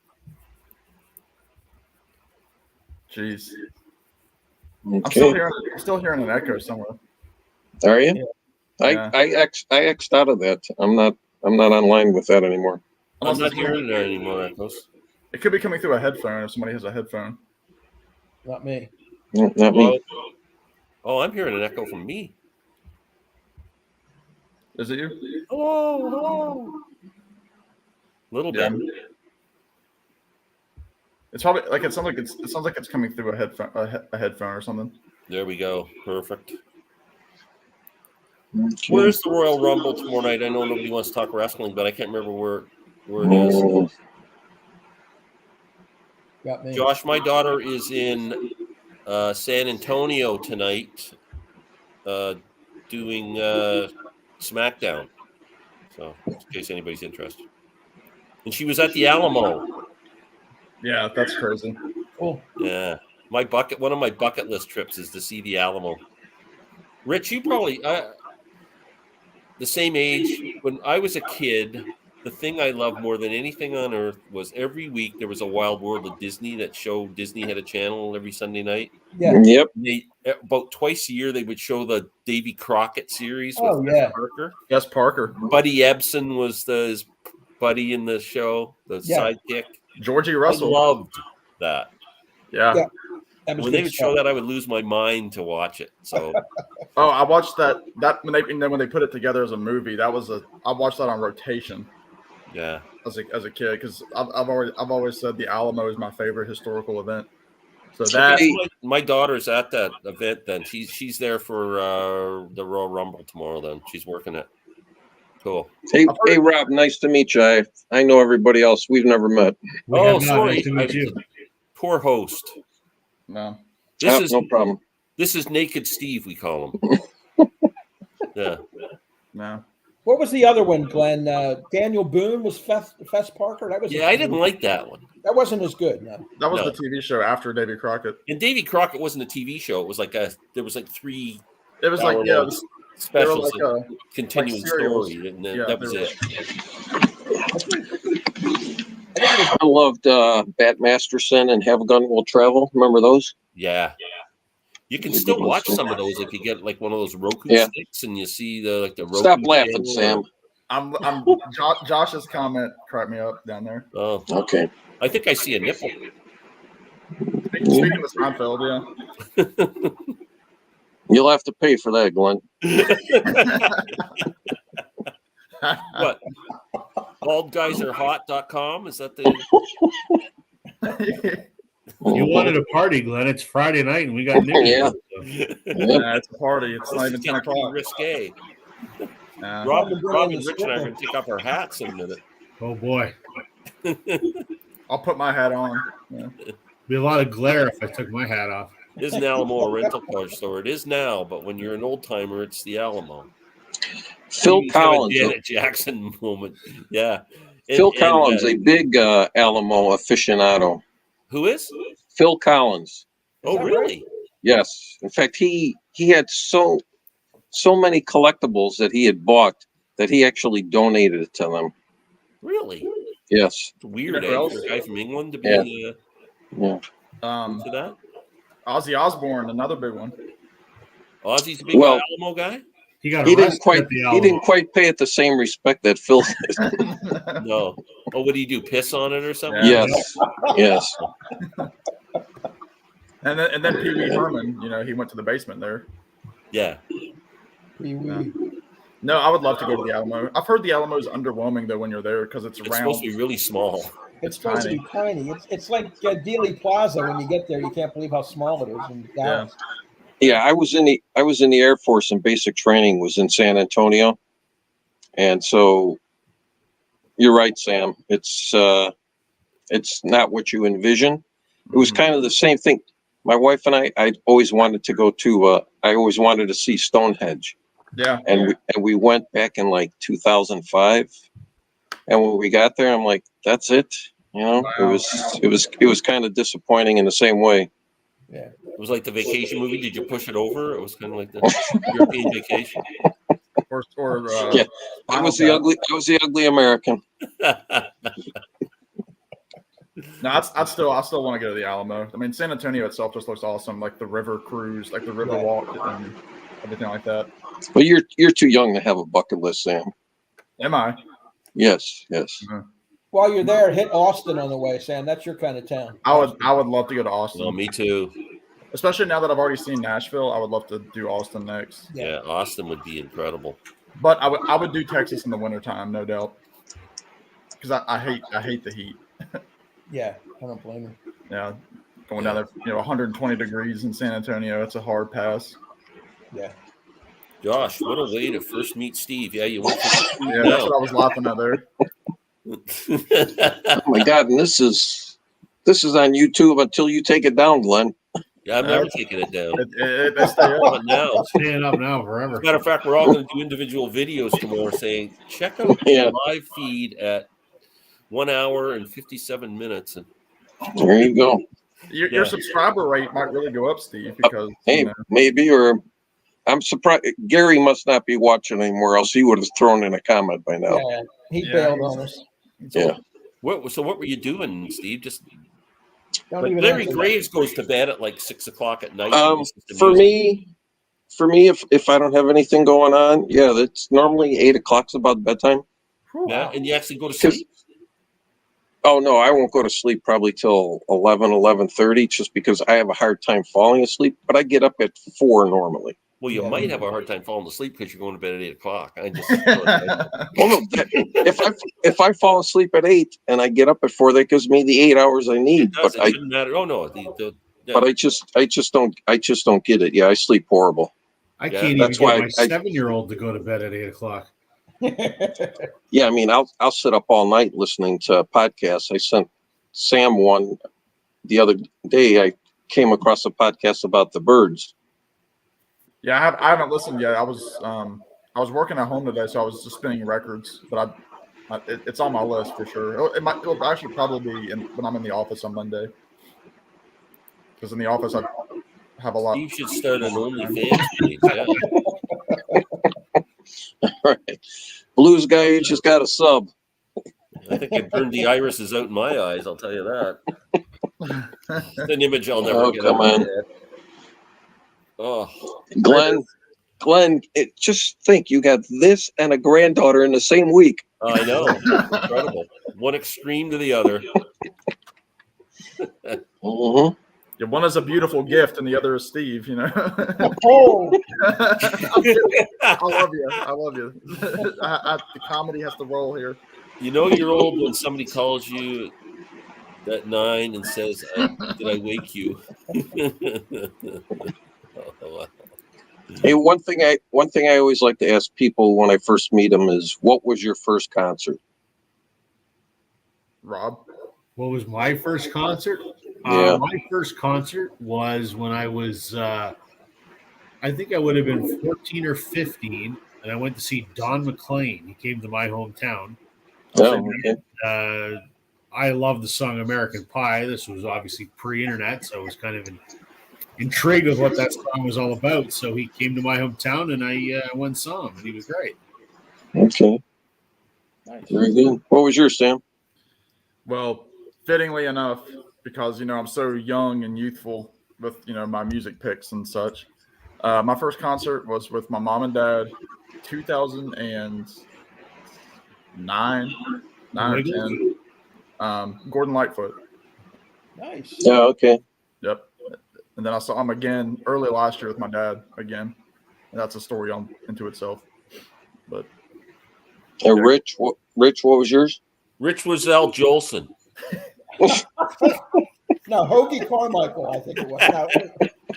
Now, mine, believe it or not, was 1976. Philadelphia Spectrum, America. Okay. that's an awesome first one. In '76, they were still big enough to headline the Spectrum, huh? Oh yeah, that was Yeah. their last, probably the next year when Dan Peake left. They were done as Okay. a trio and as a headliner. They started playing colleges. Right. In New Jersey in '79 when it was just the two of them in the band. But yeah, it was '76. That was the first one. And Glenn? April 2nd, 1967. Wow. The Monkees, Really? Good one. Maple Leaf Gardens. Wow. That was my first Yeah. big concert. Okay. Yeah, I'd seen local Toronto bands and stuff like that, but that was my first. Right. Yeah. Yeah. I mean, a national touring act. Yeah. Yes. Yeah. Okay. And Wow. Steve. Mine was Alice Cooper. Oh yeah. Billion Dollar Babies tour. So that was back when That was April of '73. Wow. he was still a woman then. What's the Yeah. last concert you've seen? The most Oh recent? my God. The most recent concert I saw was Michael Schenker Group. Hmm. So Was that pre-COVID? no, I've only gone to 2 shows since the original lockdown. Going to concerts just kind of, I don't know, changed my whole mindset for concerts. And it's not that I'm a COVID freak. I'm not. It's just that I realized what a pain in the ass it is going to a concert. That's where I'm at too. I'm with you. Yeah, it is. I'm like that at 28. Yeah. It is. So I'm going May 19th to see you guys. Well, Rob and Glenn are probably familiar with them. The Musical Box, the Genesis tribute band. They're from Canada. Yep. Oh, cool. Yeah, they're playing here. They're doing the Lamb Lies Down on Broadway in its entirety. You're in Chicago, right? Yeah. Yeah. Yeah. So, but I've seen them before, and normally they always do an album in its entirety, and then they'll do assorted songs. But they only do Peter Gabriel era. Oh, really? Yeah. Interesting. It's kind of like Nick Mason's group with early Floyd. Right. Yeah. Yeah. Wow. Yeah. So What's your last concert, Rich? Let me look at the year. One of you other guys go first. I have to see what year it was. Rob? The last one I saw was about 3 weeks ago. I went and saw Blue Rodeo and the Surfer Jets open for me. Oh, yeah, that's right, too. that's right. I remember you talking about that. Yeah. And Sam, you were... About the same amount of time, 3 weeks ago, yesterday, saw Oliver Wood from the Wood Brothers. Oh, cool. And then I'm trying to think. My next show will be in about 3 weeks. Seeing Billy Strings at that'll the be University good. of Virginia. I'll be Yeah. jealous about that one. Yeah, it's gonna be a good show. I've never seen him. I saw Jack White last summer. That was the last one. My last Where was one, he playing, Glenn? The amphitheater? Yeah. 2007 was the last time I went to a concert. That's Whoa, a long wow. time ago. And that was to see John Fogerty on his revival tour. Oh, cool. And it was a small theater. I was sitting in the first row. He's great One live. of the best. One of the Yeah. best shows I've seen because you get to see and hear everything on stage. You're Yeah. right there. I So that saw was him one of the- probably that he did the 1969 tour. I think he called it. It was like The Woodstock tour. Yeah. yeah, and I saw that one. We had the same thing. We were like second row, and man, Yeah. what a show! It's incredible. And he's one of these guys. He still does everything in the original key. Yeah, And he had the great Penny Aronoff on drums. yeah. Oh, He Oh, yeah. was playing with him when I saw him too. Yeah, fantastic drummer. Great oh drummer. my God. He's a big Mellencamp guy, isn't he? Like he's. I saw Mellencamp some years ago. Yeah. Yeah, I saw him with Mellencamp too back in the late 80s. Yep. Do I get anything for product placement? Just place it in the Well, right not where spot. you're placing it. Yeah, right. Is that the Dasani? I think I have the same You're one gonna get us here. kicked off of YouTube.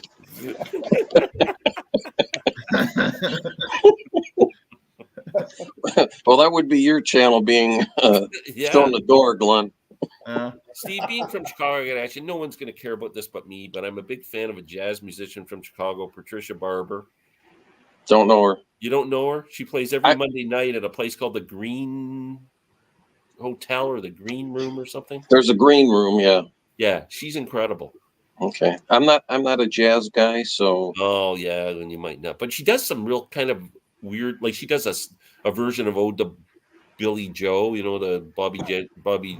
Right, Bobby Joe Gentry. Yeah. She does a version like The Beat Goes On, and she Okay. does weird kind of, and she has a band like the guy plays electric. It's a bit odd for, it is jazz, but anyway. Can you guys name the worst concert you ever saw? Yeah, actually, I could. More boring, I would say, than okay. Bad music. I don't think I've ever seen a bad musically speaking, but I've seen concerts that are just a snore fest. Willie Nelson would be my number one. Wow. Okay. I couldn't wait for that to frickin' end. He rolls through it like in an hour. Oh, he was brutal. What year was that? Yeah, what year was that? That would have been mid 90s, I think. Okay. Oh, he was a young man in his late 60s then. Yeah, he was our age. It was lifeless. Yeah. Yeah, he definitely goes to his studio output's still really good, but when he goes live, he runs through it. Yeah, I didn't enjoy it at all. That's sound wise. Again, I'm like Glenn. I've never been to one that I was disappointed in the abilities of the artist, but sound wise, I saw Van Morrison in 2018, and it was an outdoor amphitheater up near DC, and they just didn't have the sound right. It was picking up audience noise and everything, and I don't know, they just didn't do a good job with mixing. But that was probably the worst in terms of just quality. Like I saw, it's not even a real concert. It was a Beatles tribute band, and they're one of these bands. They don't dress up or anything. And I've told this story before, but they were doing Abbey Road in 2019 for the 50th. So they did Abbey Road, and then they did the hits for the second set. And then they came out for the encore, and they were like, they didn't know what to play. Like, they were like, oh, we didn't think you'd call us out. So like they started playing like Moving On Up and like TV theme songs. Oh man. And I think they were out of Athens, Georgia, or Atlanta. I think it's probably Atlanta. But they weren't great. None of the guys had like a voice that carried the band. They were all like cruise ship singers. It was just I won the tickets on the radio, so I didn't pay for it, but that was pretty bad. All right. My worst was my wife and I went with another couple. We went to see Neil Young doing a solo acoustic show. Wow. Really? And the venue held about 30. No, wait. Rosemont Theater holds like 4,000 people. And he wasn't playing anything remotely close to a hit. Okay. Really? And you could tell people were getting restless. And probably about an hour into the show, a girl like 2 rows in front of us stands up, and and it's a solo acoustic show, so it's very quiet. And she stands up and she shouts out, "Hey Neil, so far this show friggin' sucks." and a lot of people applauded. Yeah. Wow. And we ended up we left maybe 20 minutes after that, but there were a lot of people walking out. Was he promoting some weird thing at the time or something? Or I don't know. That was probably early 2000s, probably sometime between 2000, 2004, maybe in that era. wow. What I was saw Neil do a solo acoustic show at Massey Hall, and it was incredible. He did every song you'd What was ever the want to hear venue, Neil Steve? Young do. Yeah. What was the venue? It's called the Rosemont Theater. It's in Rosemont, Illinois. Wow. I'm trying to find the set list. That's a scary one. Okay. Yeah. April 30th, 1999. Okay. I thought maybe 2000. All right. It looks like he did a couple of he opened with On the Way Home, Buffalo Springfield. He did Cortez the Killer. That was nice of him. Let's see. Yeah. Love that song. And this in the second set, he did Old Man. He did Harvest Moon. Yeah, I think everybody was gone by the time the second set rolled around. It looks like a pretty good show. He did after the Gold Rush to close the show. He did One of These Days, and then second he did 2 encores. He finished with Heart of Gold. Okay. Yeah. Wow. Pretty bad, huh? Mm-hmm. I'm a fan of this band. This Josh says he thought it was the worst concert he's ever been to. Love Government Mule. Warren Hayes is Warren Hayes is incredible. I can listen to Warren Hayes play guitar all night long. And I got a few Government Mule albums here.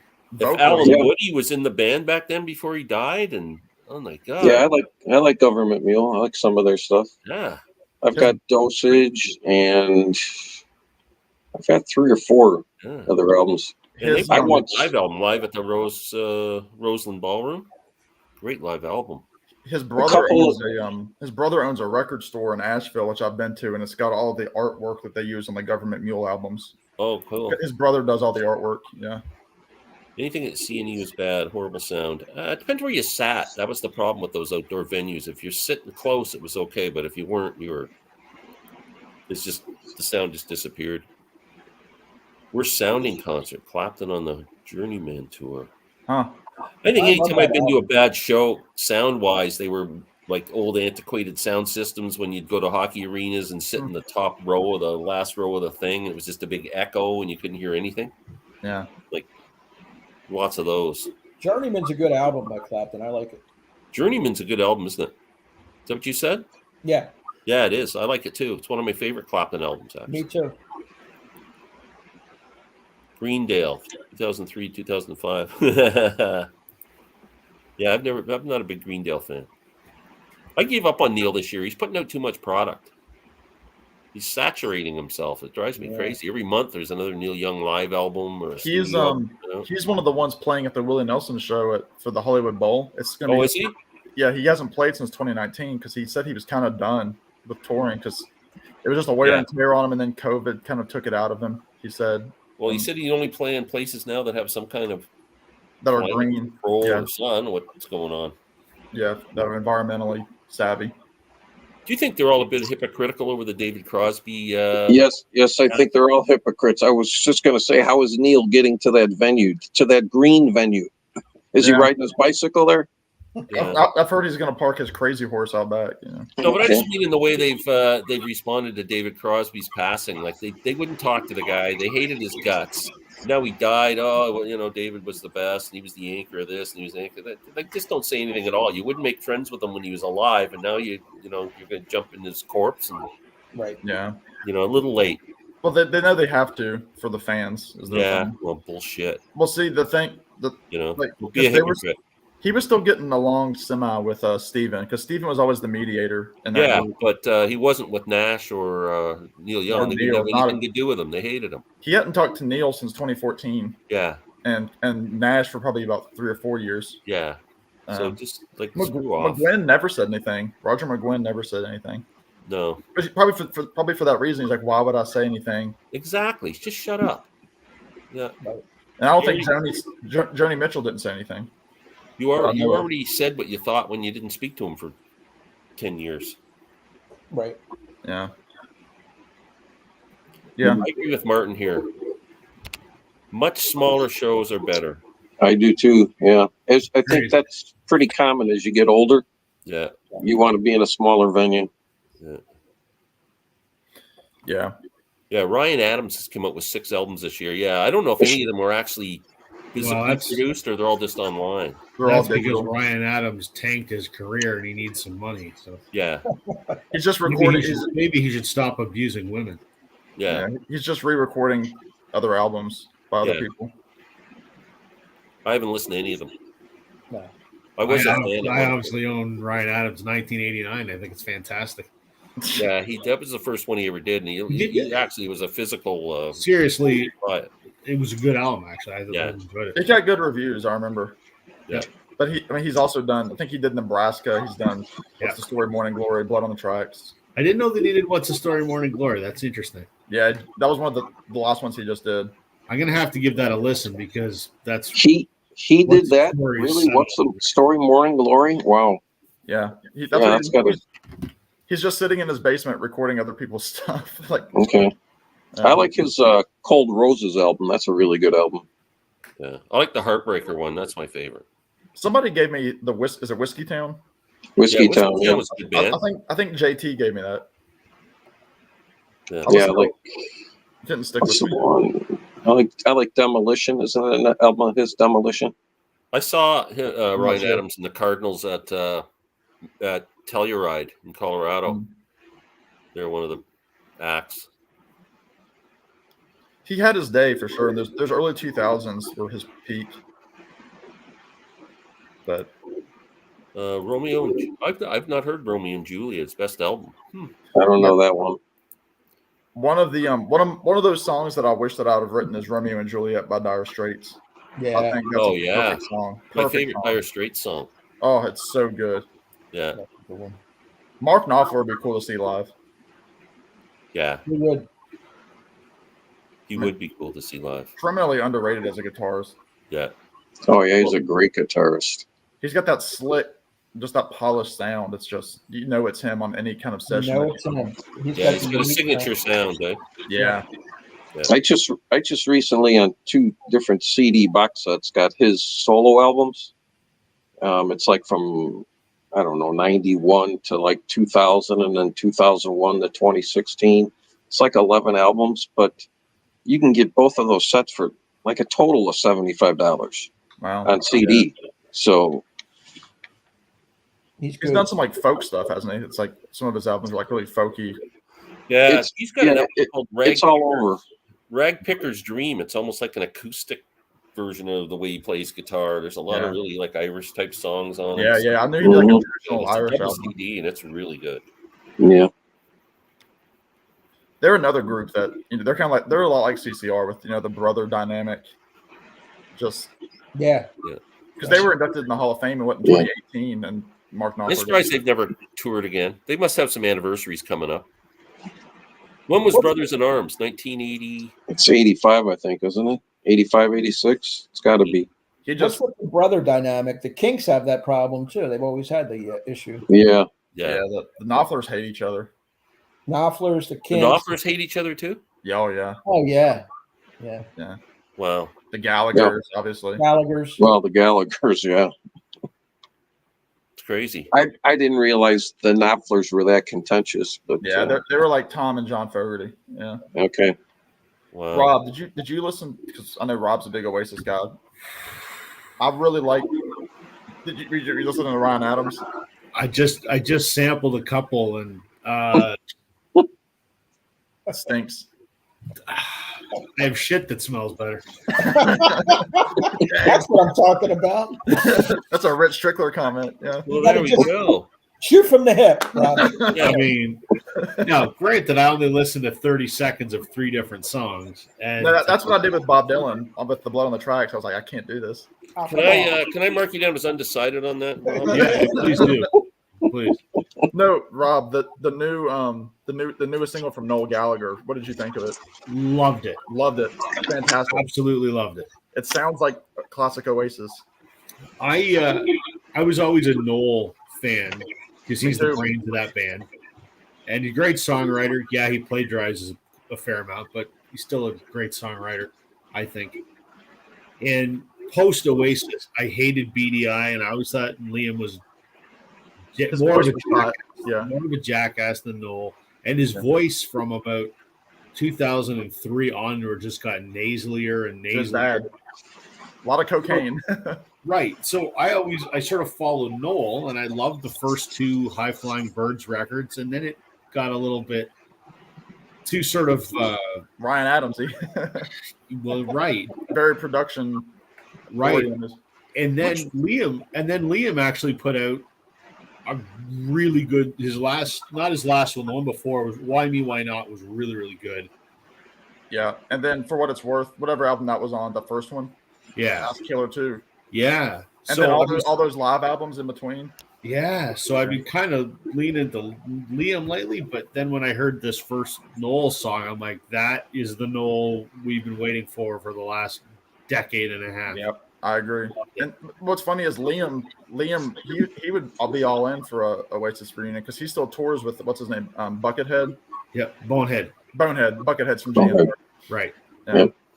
Yeah, Bonehead. He still tours with him. I So was going to say I can't see Buckethead doing No. an Oasis. No. a little bit different. Yeah. Yeah. I do like- I probably take the Liam, bucket off his head and eat all the chicken. Yeah, he provides Support catering. each other. Liam wants the reunion because he needs the reunion. Noel really doesn't. Yeah, 'cause Right. Noel's getting the money from those songs. Yep. Yeah. Yep. I do like the album Who Built the Moon. That's a really good album by Mm. Noel. I didn't like. That was the one I didn't like. Oh no? Yeah, I just. I don't know. I maybe need to try it again. I've tried it a couple times and just couldn't get into it. Rich and I are dead silent through this one. Yeah. Yeah, we don't know anything about the group you're talking I don't know about. much about Oasis. I You- got one album, Morning Glory or whatever, but I heard You would like I that. listened to it twice. Those first two Liam solo albums, they're good. I should check them out on Spotify or something. If I was in that CD exchange, y'all would both be getting some Liam Gallagher. And Liam's MTV Unplugged is phenomenal. Oh, it's so good. And I'm going to go out on a limb and say of all the MTV Unplugs I've seen and heard, it's one of the best. Yeah, it's killer. Yeah. And Killer.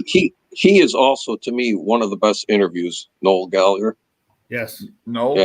Yeah. I mean he's very funny. So is Liam. Liam is hilarious, and now that he's in his 50s, like he's mellowed out, but he still thinks he's the greatest thing on earth. Yeah. But he's hilarious too. Next But yeah, time they I were- have Glenn on the CD exchange, I might hit him up with it, Liam Gallagher, because I always have trouble finding stuff for Glenn. Yeah, either do why me, why not, or the first one. The first one was really good. And What's the second one's called? What, like Chasing Yesterday or something like that, isn't it?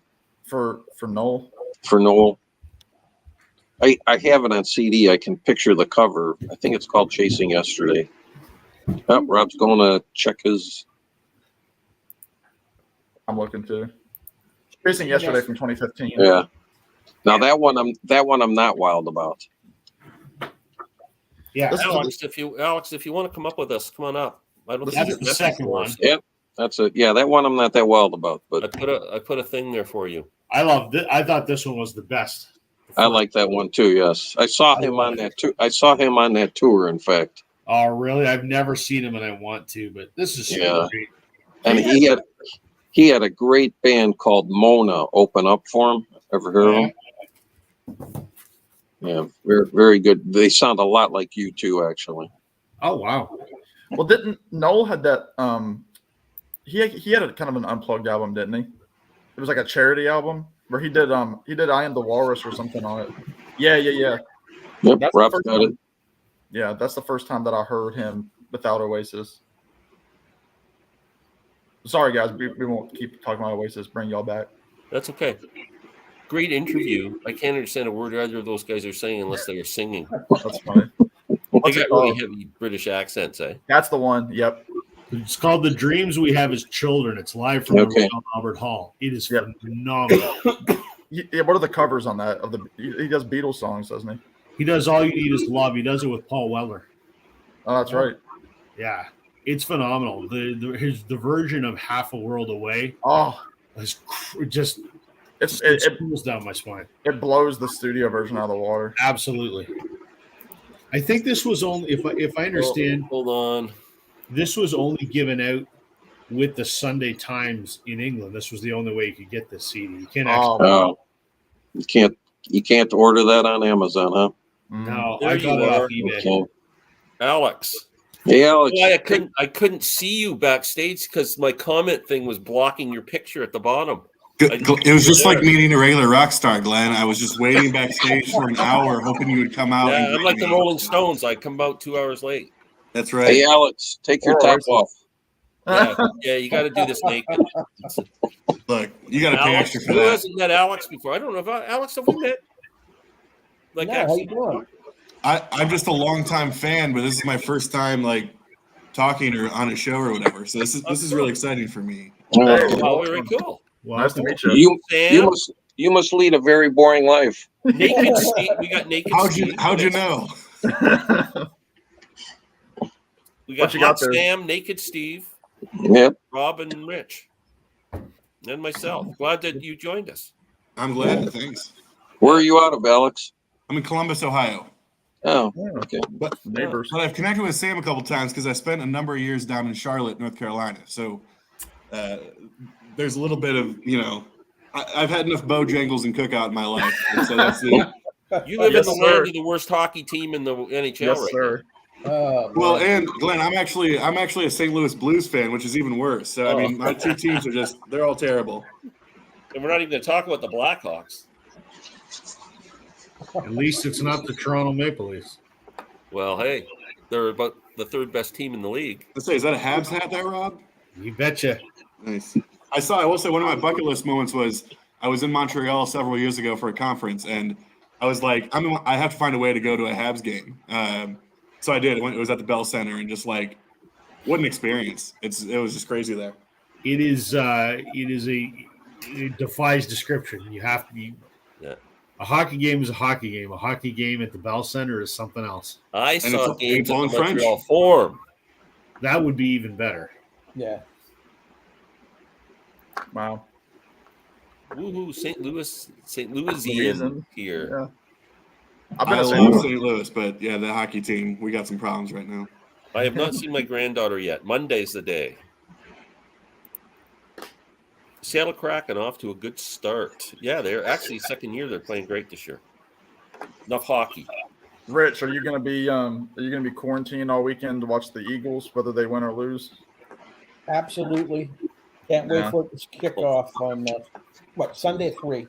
We are having a feast on Sunday for the games. We're making ribs, wings, I wasn't. Where's the going you all invite- out. man? What time should I be there, Glenn? I don't care about the game, but Yeah. He likes no ribs. way. Yeah, big Sunday day planned for football. Quarantine is a good word, Sam, because our car died today. Our starter died. It won't be looked at till Monday. So my Oh, wife and I are stuck in the house. We'll have to order takeout for the birds. jeez. Can't Wow. look at the card on Monday. We You're only gonna have order one something. You're gonna order something. For Oh Monday? yeah, I'm gonna get some wings and Nice. food, football food. Hot Football wings, food. medium wings, suicide. I'm a medium guy. I can't go hot, man. I'm medium too. same here. I can't do the hot. No, I can't It's either. funny, we watch football and we eat all these foods that clog our arteries while we're watching these dudes that are, pounding weights and everything. We're like, look at them, and we're Yeah. eating mozzarella sticks. Exactly. Yeah, Or rib eater Bojangles, blends. Yeah. Yeah, one Ribs rack are- of ribs. Everybody gets one rib. And poor Alex, you lost your football team. Well, yeah, ish, yeah. But yeah, I'm not a St. Louis sports fan, more or less just a Blues fan. But Oh, okay. What about Yeah. Ohio State football? yeah, I mean, it's hard not to be. I am from Ohio, so grew up an Ohio State fan. Columbus. But also, I look, I mean, these rabid sports fans, especially for college sports, are just the worst people. I mean, I say that of like the amount of people who look like me, like Sam was just mentioning, eat my hot wings and mozzarella sticks, while yelling at like 18 and 19-year-olds about why they suck. I don't know. It's a weird place It to is be. a weird dynamic, eh? Yeah. Yeah, around here it's UVA. Well, it's Virginia Tech football, which I'm not a Virginia Tech fan. And then UVA basketball. Yep. So I'm a UVA. That's got to fan. be big. Oh You yeah. got you'll have March Madness coming up soon. Oh yeah, and that's usually down in. They play down in Greensboro, the ACC tournament. So I've been to the Coliseum a couple times for concerts, but I've never seen the tournament. I would love to go to a March Madness event. That would. Be, I've never done March Madness. Yeah, I mean, that would be so cool. and UVA is destined to go. I'm not even a big basketball fan, but I love March Madness. Well, a UVA basketball game is it's really fun because that Yeah. stadium is massive. Wow. That's where I saw McCartney. I've seen McCartney there, Elton, and Stevie Wonder at John Paul Jones Arena, and that's where that's where I'm seeing Billy Strings in a couple weeks up at UVA. Pineapple on a pizza. Yes or no? No. Yes. I tried it once. Couldn't. Not a fan. Stupid. Nah. No. Pineapple, bacon, ham, tomato. Nah. All the good stuff. Nah. Hey, Sam, I got a town for you in West Virginia. Have you ever been there? Called Slatty Fork. In West Virginia? Yeah, Slatty Fork, West Virginia. No, I don't cross the border to West Virginia much. Now, do you mean West Virginia or Western Virginia? No, it's in West Virginia. If you say Western Virginia, yeah, that's a big offense to Virginians. No, it's in West Virginia. There's a golf resort there I went to, and but that's the name of the town, Slatty Fork. No, I know. I mean, obviously, I know the Greenbrier, which is right on the border of West Virginia, which is where they have the Greenbrier tournament, right, for the PGA. Which I've seen that from just driving past it, but yeah, I've never heard of Slaney Fork. No, it was the golf course was designed by Gary Player. Oh yeah, and it was beautiful. I mean, it's cut out right of the mountains, and there's some holes where it's a 240-foot drop from tee to green. Wow, it's my favorite golf course I've ever played, but just the name just always Slatty Fork. Nah, that's about right for There's a town in Pennsylvania called Intercourse. I'm not sure if you've heard of it. Oh yeah, I've heard of that mentioned. Yeah, Intercourse, PA, and the other one nearby is Bird in Hand, PA. That's another one. Really? I think they're both in Amish country, out in the Lancaster middle. Well, there's a on the eastern shore of Virginia, like Chicotee Island, like where the horses are and everything. Yeah. There's a place called Assawoman. Assawoman Island. Wow, that's hilarious. Yeah. Okay. So tell us about what kind of music you like, Alex? What are you into? Yeah. All over the place. So vinyl collecting sort of became my COVID hobby. So it was the world shut like everybody else, right? So when I was growing up, when I was in high school, I was into like classic rock stuff while all my friends were into like things that were cool in the middle 2000s. Yeah. But I was collecting CDs then, when again everybody, like in those times it was like, you still collect CDs, you don't have an MP3 player. So I was like, but then when COVID hit, I was like, I need to like marry this music love with something again, and then obviously, as you all know, like there's no turning back, and it becomes a problem. So I mean, it's a little bit of everything, right? So like was obviously talking about Rich's favorite artist, John Mayer, earlier, but also my issue with John Mayer is the way he treated Taylor Swift, because I really like Taylor Swift. Oh, Exactly. When Rob comes back, he's That's my problem with him, is he's a womanizer and he's a wolf in sheep's clothing. He thinks he's being Absolutely. heartfelt with these songs, and he just gets the girls, bangs them, and leaves them. That's what he does. That's it. But That's but then my also point. was like kind of shooting it with Sam about the Avett Brothers. I love them. I mean, I think sort of like that modern indie folk sort of thing's great, but I mean really like classic rock all the way. Actually, it was funny. I had some records here because someone brought up. You're the entertainment, please, Alex. Right. It might have been Rich. Somebody brought up a Stranger, right? Sorry, it's in the Yeah, I case did. and it's terrible, Rich right? Yeah, Rich This is was a the MoFi version, but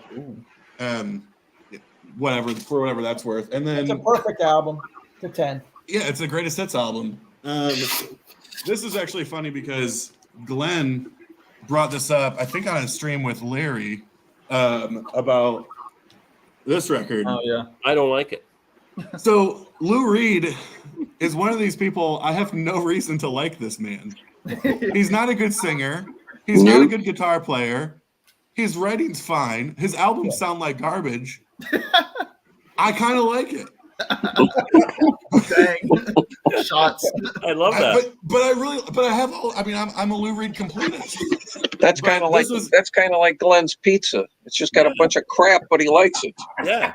Look, I don't want to get Glenn's channel banned here, but somebody said something that, somebody was bringing up bad city names. Pizza's like sex. When it's good, it's good. When it's bad, it's still pretty good. So That's how when it's like, but this was important because this I found this at a local store. It's an original 70 pressing, which are really, really hard to find original Velvet Underground pressing. So Yeah. I can't do the Velvet Underground. I've tried. No. I'm with you, Glenn. I don't dislike them. I think their first album with Nico is excellent. Really? Oh, I can't, it's unlistenable. Oh, Now, what I come can't on. do, what I need to learn to do, I can't do the white light, white heat thing because to me it's just garage noise. I think by this point, and that first record too, they were a little bit more pop in terms of, I mean, Yeah. Sweet Jane's great, and some of the other Sweet stuff. Jane's the only song that Yeah, I like yeah. it. Underground ever did. And I only like Um, it because the Cowboy Junkies did a great version of it. Martha Hoople does a great version of Sweet Jane too.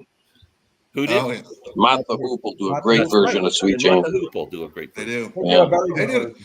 Mott did a ton of early cover versions of stuff that appear on obviously those first like 5 records they did that are really great, I think. Sam, are you the Mellencamp guy? I'll do like Mellencamp. We like Yep. Mel. This was $1. So Oh, Yeah, that's about right. So there's a great local record store that does $1 Mondays where they have like a $1 bit, or they Is that American have a bin Fool? where the records are typically $5, and on Mondays they're $1. So Cool.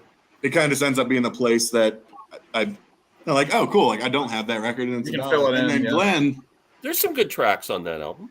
Oh, yeah. Jack and Diane's on there and some Yeah. other stuff too. Hurt so good. There you Oh go. yeah, I'm So- big on the Police right now. but I'm in that record collector vibe where I need all the colors.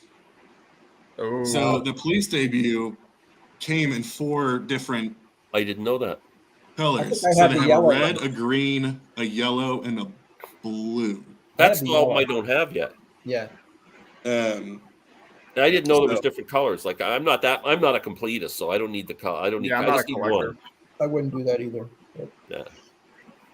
I just need one. Isn't the first Zeppelin album have a different colored Led Zeppelin on it or something too? And isn't maybe. there different Yeah, I colors think than that? there's, So there's, it's there's in- an in orange through the version, there's a outdoor. yellow. Yeah. In Through the Outdoor, which is what the one that came in the brown paper bag. Yeah. Right. Yeah. That's That's got got the four. 6 different, like it has 6 different angles of the bar, Yeah. Okay. which is why okay, again, I'm back on the Taylor Swift thing. Rob, you're a Taylor Swift guy, right? Absolutely. There she is right there. So, Look how excited he got. so I had to order Yeah. all the variants. Rob, that's of a guitar. Midnight. And Oh, Oh, Oh yeah. I don't get the whole Taylor Swift thing, but yeah. so Me neither. So I had to order, she released this new record and it's 4 different, or actually 5 different variants, Yeah. right? It's 5 different covers, 5 different Yep. color vinyl, blah, blah, blah. And you get people like us that are like, she's just a money grabber, blah, blah, all these different things. And it's like, okay, some of our favorite bands were doing this the entire time. I mean, Well, Led Zeppelin was doing it. The Police McCartney were 3. doing How it. many versions of McCartney 3 were Right. there? it's still Oh coming gosh, out. yeah. So yeah, but that's like the fun. I still stupid, need to worthless get one side of those. I collecting. still need to get one of those Taylor Midnights because they did a Target one that was purple, and we don't have Target in Canada. So Oh. It's wow, yeah, did so not that's- know that. So that was what was sitting here based on I think what I bought last Monday. But there you yeah, go. I mean it's everything. It's a lot of the same type of stuff that you all are into, but also I'm a little bit more of a jazz guy too. So that's been the other thing is really getting into like those Blue Note classic and tone poet type things have been such a great opportunity for people who are want to kind of dip their toes into it. Tone Poets everywhere. If you see a Tone Poet label, just the label on there, the sticker Tone Poet, buy it. They all sound great. Hey, A little bit of Alex. everything. Hey, Alex, what was your first concert? Big First concert was 2005. It was my favorite band at the time as a young 15-year-old, seeing his heroes, Def Leppard, Wow. Okay. with support from the Canadian hero that is Bryan Adams. Yeah. Nice. I mean, talk about a pair that probably shouldn't work, but it actually worked really well. I would see that show. Why not? Yeah. I I love wanted to Bryan go to Adams. that. Who was the too, but opening I act? So yeah, the opener was just kind of a singer-songwriter, one guy with an acoustic guitar. I don't Oh, think okay. he- No, I meant between. Who came on first between Bryan Adams? and- I think it was a co-head. I think they actually It like was a alternated co-headlining tour. Okay. opening. Yeah. Yeah, so that was the first one, and then the last one was That totally makes sense because they both did a lot of work with Mutt Lang. big Mutt Lang people. Yeah. Correct, Yeah, that's true. Mutt Lang made them both a lot of money. Absolutely. So, and the last concert I did was I actually don't think they get up to I don't know if they get up to Canada, but I'm a big fan of Trans-Siberian Orchestra, Wow. the sort of Christmas Oh yeah. rock and roll spectacular. Yeah. Sam must so be they into were that. Yeah, they were in Columbus a couple days before Christmas, actually. So, plus, from the music history standpoint, I'm really into the band from the '80s metal band called Sabotage, which is sort of who Trans-Siberian Orchestra became years later. So they're always a ton of fun and all that kind of stuff. So yeah, I get the feeling that Trans-Siberian Orchestra thing is like the Platters. Like there's 16 different groups that tour the world. Just and two. they're playing in Toronto on the same night they're playing in Columbus or something. Like I don't think just there's two. one. Yeah, they do have an East group and a West group. Yeah, okay. I figured. That's funny. The Platters. But I know that like Mannheim Steamroller, they were just the one because they had like the one guy that created the group. He's kind of like their Brad Delp. Yep, or Chip Tom Davis. Schultz. Tom Schultz, yeah. Yep. Yeah, they come to my area every Christmas without fail. Mannheim Steamroller. We're together a number of times. Yeah, I know. Oliva Brothers. Who are the Oliva Brothers? I don't know, Yeah, Chris Oliva and John Oliva. So they were. John Oliva was the singer of Sabotage, and Chris Oliva was the guitarist. Only Oliva I remember is Tony with the Minnesota Twins. That's correct. Tony Oliva, great hitter. Yeah. Okay, everybody. I put this up before, but no one said hi but me. Hi, Lisa. Hi, Lisa. Lisa. Okay. Hello. Alex, do you have any concerts on the horizon? My birthday concert is a hard rock super group called. I say birthday concert because we'll be playing here in Columbus on my birthday. Hard rock super group called the Winery Dogs. Yeah. I've heard of that band. So this is Mike Portnoy, who is little super group. Yep. Storied drummer, progressive rock sort of extraordinaire, with Billy Sheehan, who's a monster on bass, and then Richie Kotzen. So they're playing a small club here in Columbus in March that I'm really excited for because it's one of those bands that they don't, it's everybody's side project. So they only tour once every few years and all that kind of stuff. So are you a big go ahead, Glenn? Well, I was just going to say, go on YouTube, a band called Octavision. They put out one album. The guy lives in Las Vegas, and he's like a prog heavy metal guy. And Billy Sheehan played on the album with him. Victor Wooten from the Flecktones played bass on it. It's a friggin' great album. I actually ordered it from him directly and ended up talking back and forth with him quite a bit on email. But really cool album. You should check it out. Octavision. You said it was Octavision? Yeah. Hey, Alex, are you a big Portnoy fan? Huge. Yeah, he's like my favorite drummer of all time. So you ever hear the band Big Elf? Love Big Elf. Yeah. So yes, I love them. Yeah. So actually, you mentioned this earlier because you were talking about Neil Young at the Rosemont. I've been to the Rosemont. Okay.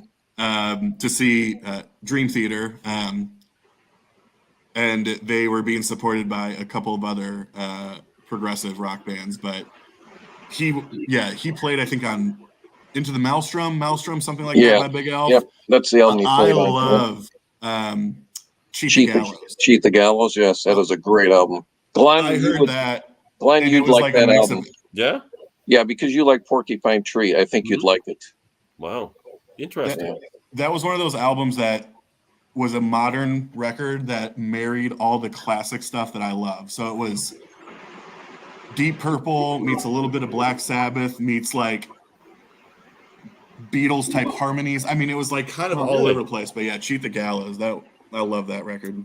I gotta make a note here. I'll forget. Yeah, and Big Elf is one word, not two words. Big Elf. Yep. And what's the name of the album? Cheat the Gallows. Yeah, fantastic. It's hard to come by though. I'm sure by now. Oh. That album's fairly old now. I think I'm going to give it to Rich on our CD exchange. Sounds right up his alley. I just wrote it down. So I'll be one step ahead of you, man. That's awesome. Hey, Glenn, you did not like the new porcupine tree at all, huh? I like it. I'm disappointed it's not better. Okay. I wanted better. There you go, Glenn. There it is. Yep. And this guy, I think his name's Damon Fox. He's the leader, like main songwriter. His full-time job, because shocker, a band like this doesn't make him a ton of money. His full-time job is the touring keyboardist for the Cult. Yeah. Oh, interesting. Yeah. I didn't know the Cult were still around. Yeah, they Just just released got a a new new album, I album. think. Yeah. Really? Original guys too, like that singer. What was his name? Ian Ashbury, yeah. Ian Ashbury, yeah. He's still there? Wow. Yeah, I think they still got the original guitarist too. Remember when he played with the Doors for a while? They tried to do the 21st Century Doors or whatever the heck they're called. Yeah. That didn't last long. That went over big. Yeah. On a Led completely Zeppelin. different note, did you see that Jeff Lynne is finally being inducted into the Songwriting Hall of Fame? Oh, good. Really? Yeah. Finally. Yeah. Thank God for 2023. How many top 40 hits did he have? Just a couple, yeah. Yeah. For him and others, yeah. Does Rolling Stone run that organization too, or is that? Yeah, they list him as the best rapper of all time. Yeah. I think ELO still holds the record for most top 40 hits that none of them made it to number one. Wow. Yeah. How about That's that? crazy. Jeff, he did all right though, Jeff Lynne. Yeah. Yeah, he's done all right for himself. Yeah. Yeah. I was surprised, Glenn, on that top 10 video you did with Larry, how many albums he left in honorable mentions. Like 100. Yeah. He mentioned Moondance and All Things Must Pass. That Moondance he was my didn't number one. consider top 10 albums of the year. Yeah. Yeah. I know. Who was this? What Larry list was Graves. this? I did a video with Larry okay, today, Larry. eating Stud Muffin. I Right. had Moondance 1 and what was my number? I had Cosmos Factory, Moondance, and John Lennon's Plastic Ono Band. Those were my top 3. Plastic Ono was there. Let I'd It have to Be. agree with you on those, Rich. Every one of them. Well, I for think 19. All Things Must Pass, just because if you were there at the time, it was unexpected. Like George Harrison, this album just came out. There was no fanfare to it. It wasn't like, George is going to be putting out an album next month. It just was on the shelf. It's a 3-album set full of I don't know how many songs, 30 songs. And they're all excellent songs. And you know what, Glenn? He just was under the shadow of John and Paul for 10 years. And you get A lot of people don't like it. I love the Apple Jam. Yeah, I don't listen to the Apple Jam a lot, but I never minded it. Yeah. But that's why it it's is. my number one album, because it just It is the best Beatles solo album by far. yeah. You think? Nope. What do you got, Rob? Rotogravure. Bad Boy. It's Bad Boy. I'm just throwing out nicknames for Rob. Okay. See, I got All Things Must Pass is the best one, I agree, and right behind it is Plastic Ono Band. Yeah, I have them flip flopped. I think they're 1 and 1A. You don't put like Venus and Mars up there, Band on the Run? I think love so. those albums. Plastic They're Ono right up Band there as too, well. but they're just not. If I have to rank them, they're just. They're not in the same ballpark. They're close. But they're not. Really, not the same ballpark. Yeah, they're 4 and 5. That's it. I go Plastic Ono 2 and then Ram 3. I could go with that. Yeah. Rob still hasn't said. Rob. Plastic Ono Band would be my number one. Yeah, that would be on my number 1. Then George's All Things. You could argue Band on the Run and Venus and Mars 3-4, I guess. But Imagine's got to be in the hunt too, maybe 5. Yeah. Cloud 9 for some people could be up there. I'll put it at number 9. If you like the Jeff, yeah, Very good. or the Wedding album. That's a big one. Oh yeah, fantastic. I have an original Wedding album still sealed on 8-track. Yeah, keep it that way. Keep it that way. Yeah. Well, it's got to be worth something. Well, yeah. Yeah, when I go into if I go into a record store and they have Wedding albums still sealed with all like the photographs and all that stuff, Yeah. it usually retails for about $100. Yeah. And the 8-track, I mean, it's got to be rarer than the vinyl. Yeah, I would say probably. Let's assume that Band on the Run, Venus and Mars, and Ram are 3 McCartney's best. What would be his 4th? What would be next in line? I really like Flaming Pie. Flaming Pie. That's Sam. Come on, Flaming Pie Sam. would be up there. Oh. Man, Alex, we need to hang out, man. Oh. Well, Flaming Pie you is said up Venus and Mars? Venus Band and on the Mars, Run? Band on the Run, and And Ram. Well, McCartney, the first one would be. You like the first one that much? Okay. Oh, yeah. Yeah. There's a lot of filler on that, though. Yeah, I would say that first one's got a little bit too much filler for me. Really? Yeah. Yeah. Oh, I like it. I think it's all kind of charming and raw, and I don't think Red Rose Speedway is strong enough to make that it doesn't belong with those other 3. Nah. I don't know. I mean, McCartney lost me really after like London Town. I have all his stuff, but Yeah. I don't think he's written a great song since the 70s. He's written a lot of good songs, but I Wow. don't think he's written a great song. Really? Well, a song that he has written, say, since 1980, that could fit on any of those 3 albums Rich just named. well, here today, what was on Tug of War? I love that song about John. Was that before 1980? That was 82, right? There's Tug of War one. 82. When was All the stuff on Flaming Pie is pretty good. That's 97. Or What's no, that's a better- 95. 97 was Run Devil Run. What's a better song written about John? Here Today by McCartney or Empty Garden by Elton? Empty Garden. Oh Thank you. no, Here Thank Today you. is way better. Whoa! Oh, come on, man. Oh Empty Really? Garden. I'm Empty Garden all the way. Yeah. no. Okay, yeah. And throw in all those years ago too with George Harrison. The That's a 3. good one. That's solid. Where does that rank then? That's cool because it's got Paul and Ringo on it. That would be number 2 for me after Empty Garden. Well, I think Here Today's a beautiful song. Oh, that's beautiful. Yeah. Yes. And Very I mean, touching. even though he does it live all the time, just to see him do it live, Yeah. forget it. Well, I'm in the minority here. John losing John his says name Empty here. Garden. Empty Garden is one that you can almost cry every time you hear it. If you're in Empty the Garden, mood. hands I was down. just There you reading go. about that in Elton's book last night. He was talking about Here Empty Today. Garden. Thanks, Martin. Martin's the only guy who knows what he's talking about. Speaking of, I just read today. They just announced Bernie Taupin just announced his memoir today, Oh, yeah? which would be interesting to hear his side of things. Yeah. After Elton's. Right. Mr. Larry Graves When I'm 65 contest video will be out tomorrow. Yeah, I've gotta cool. do Yeah, that. we're excited. Yeah, I got to do mine this week. that's very exciting. That's brutal. The joy in Glenn's voice there. Oh yeah, that's exciting. Yeah, yeah. That's I can already great. wait to miss that. I mean, I can already wait to see that. He's gonna be late for his granddaughter to watch that. Yeah, yeah. I gotta call my daughter tomorrow. Say I can't make it Monday. I gotta watch. John's got a video. Granddaughter. I gotta. Hey, Alex, how long have you had that Cheat the Gallows album, and what'd you pay for it? You remember? I remember I got it off eBay. This is probably 2020, maybe 3 years ago. I want maybe 25, 30 bucks. Yeah. Did they reissue that? Yeah. I mean, I think this Okay. was a. Yeah, I was gonna say because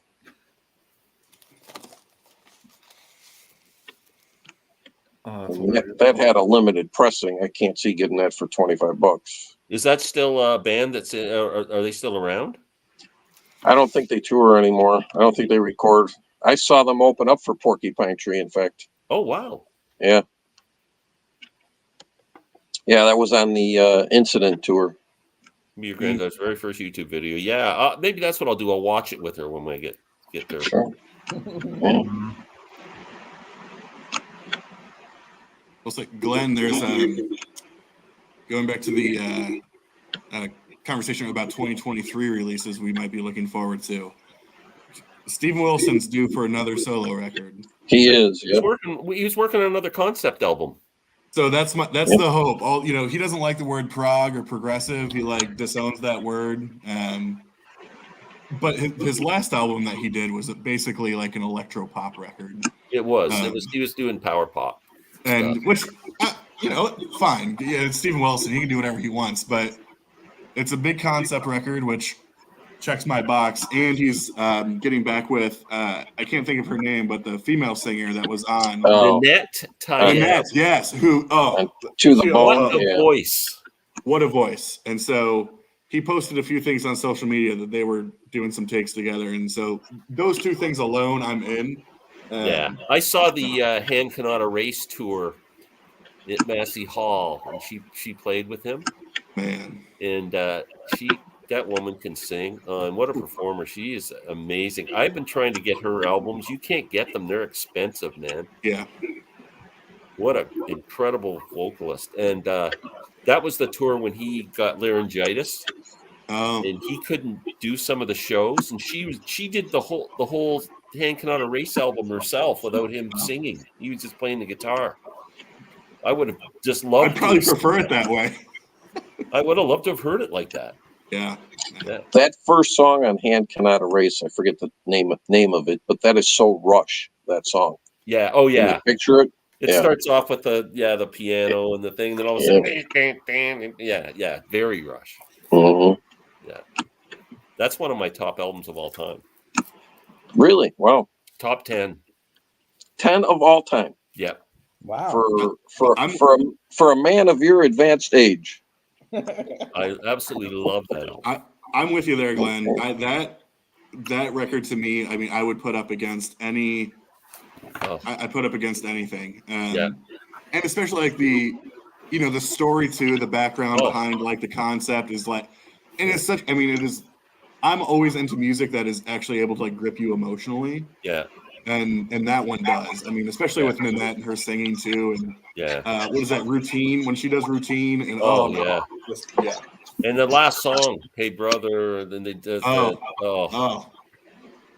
I'm getting warm, Glenn. Yeah. That's because you're looking at Steve too closely. That's Keep your eyes on. Steve, can you bend that camera down a little bit? We need the super chats coming in. Down or something. What was the song that you were talking about? We're talking about Steven Wilson's concept album called Hand Cannot Erase. Oh, okay.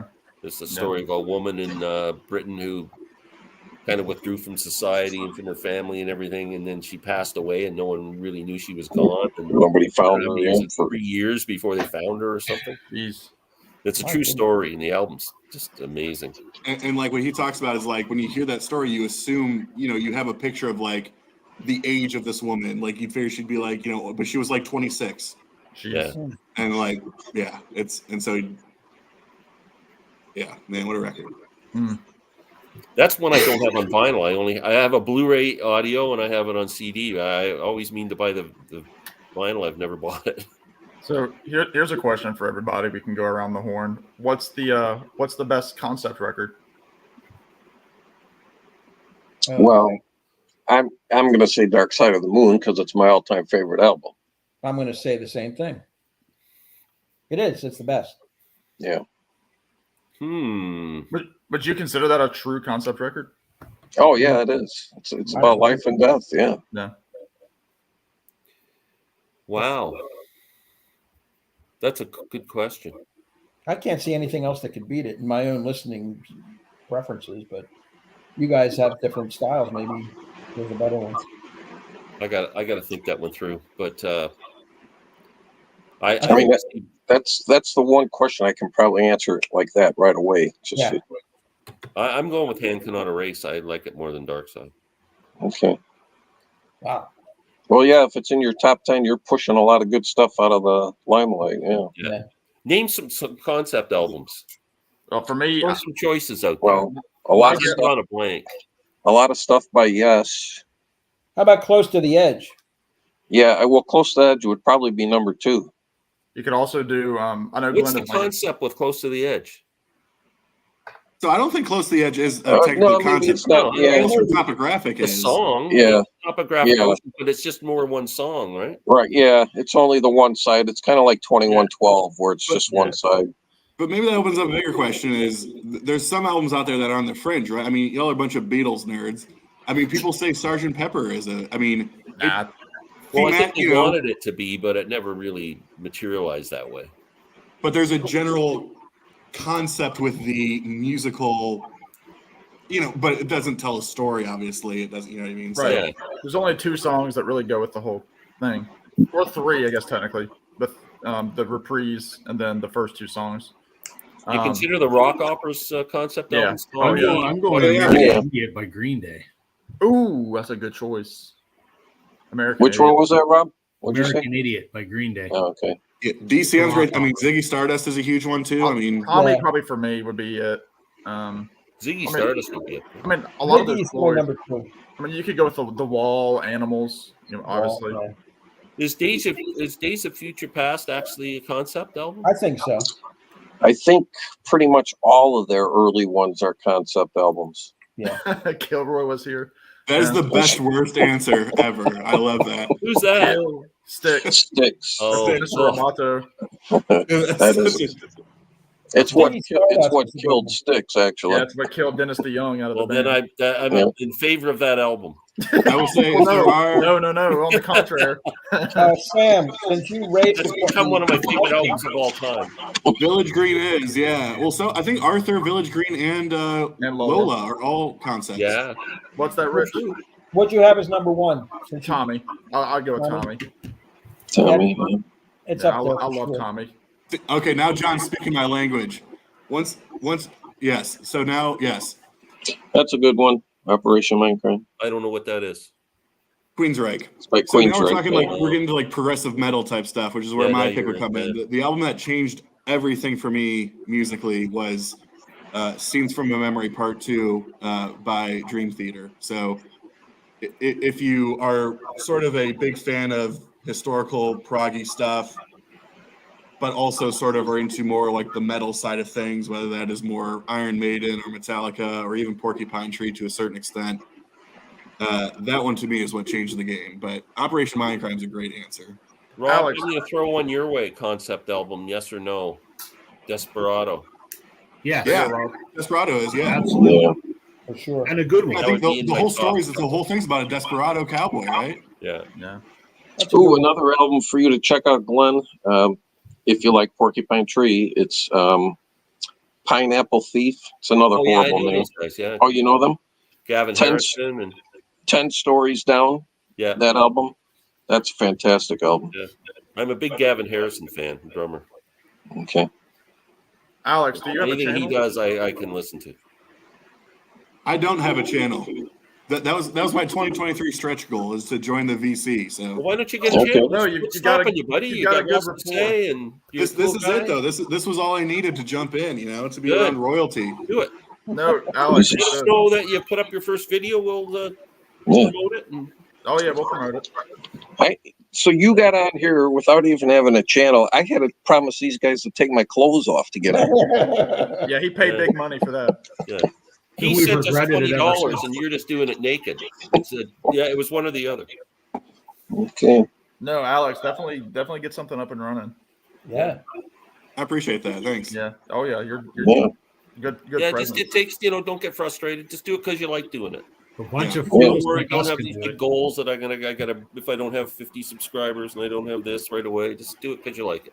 Of course, if Larry Graves was here and you asked that question about the concept records, which I would agree with him. Back to the earlier point, he would go with Berlin from Lou Reed, which is Yeah. great. Is that a concept album? Oh yeah, it's a full story. I mean, it is that's a full story of, and again, another one of those like emotional. Sam, Tug here's at a you things. great one. Oh. Yeah. Oh, I know you love that one. You love that one, Glenn. I love that album. I do not know that album. It's really good. That was the album he came out with, like a little novelette that came with the record. Where Yeah, you're they put supposed a to book read, out with it. And but yeah, it was it's a beautiful record. What's the one song when he keeps repeating that same line? Marie's theme. What is it? I'm sorry. Marie's theme. Yeah, what a beautiful song. Yeah, the last song, which Mickey what's the- Dolenz does a great version on on his covers album. What's the music like? It's kind of folky, dreamy, yeah, it's. bit country-ish, I I mean, if guess. you know Mike Nesmith's solo career, just add a little bit more a little bit more dreamy elements to it. Yeah, I'm not familiar with his solo work at all. Well, he was a country. Was basically a country rock artist. Yeah, if you like the Eagles, Okay. those first 3 albums are like Eagles records. Okay.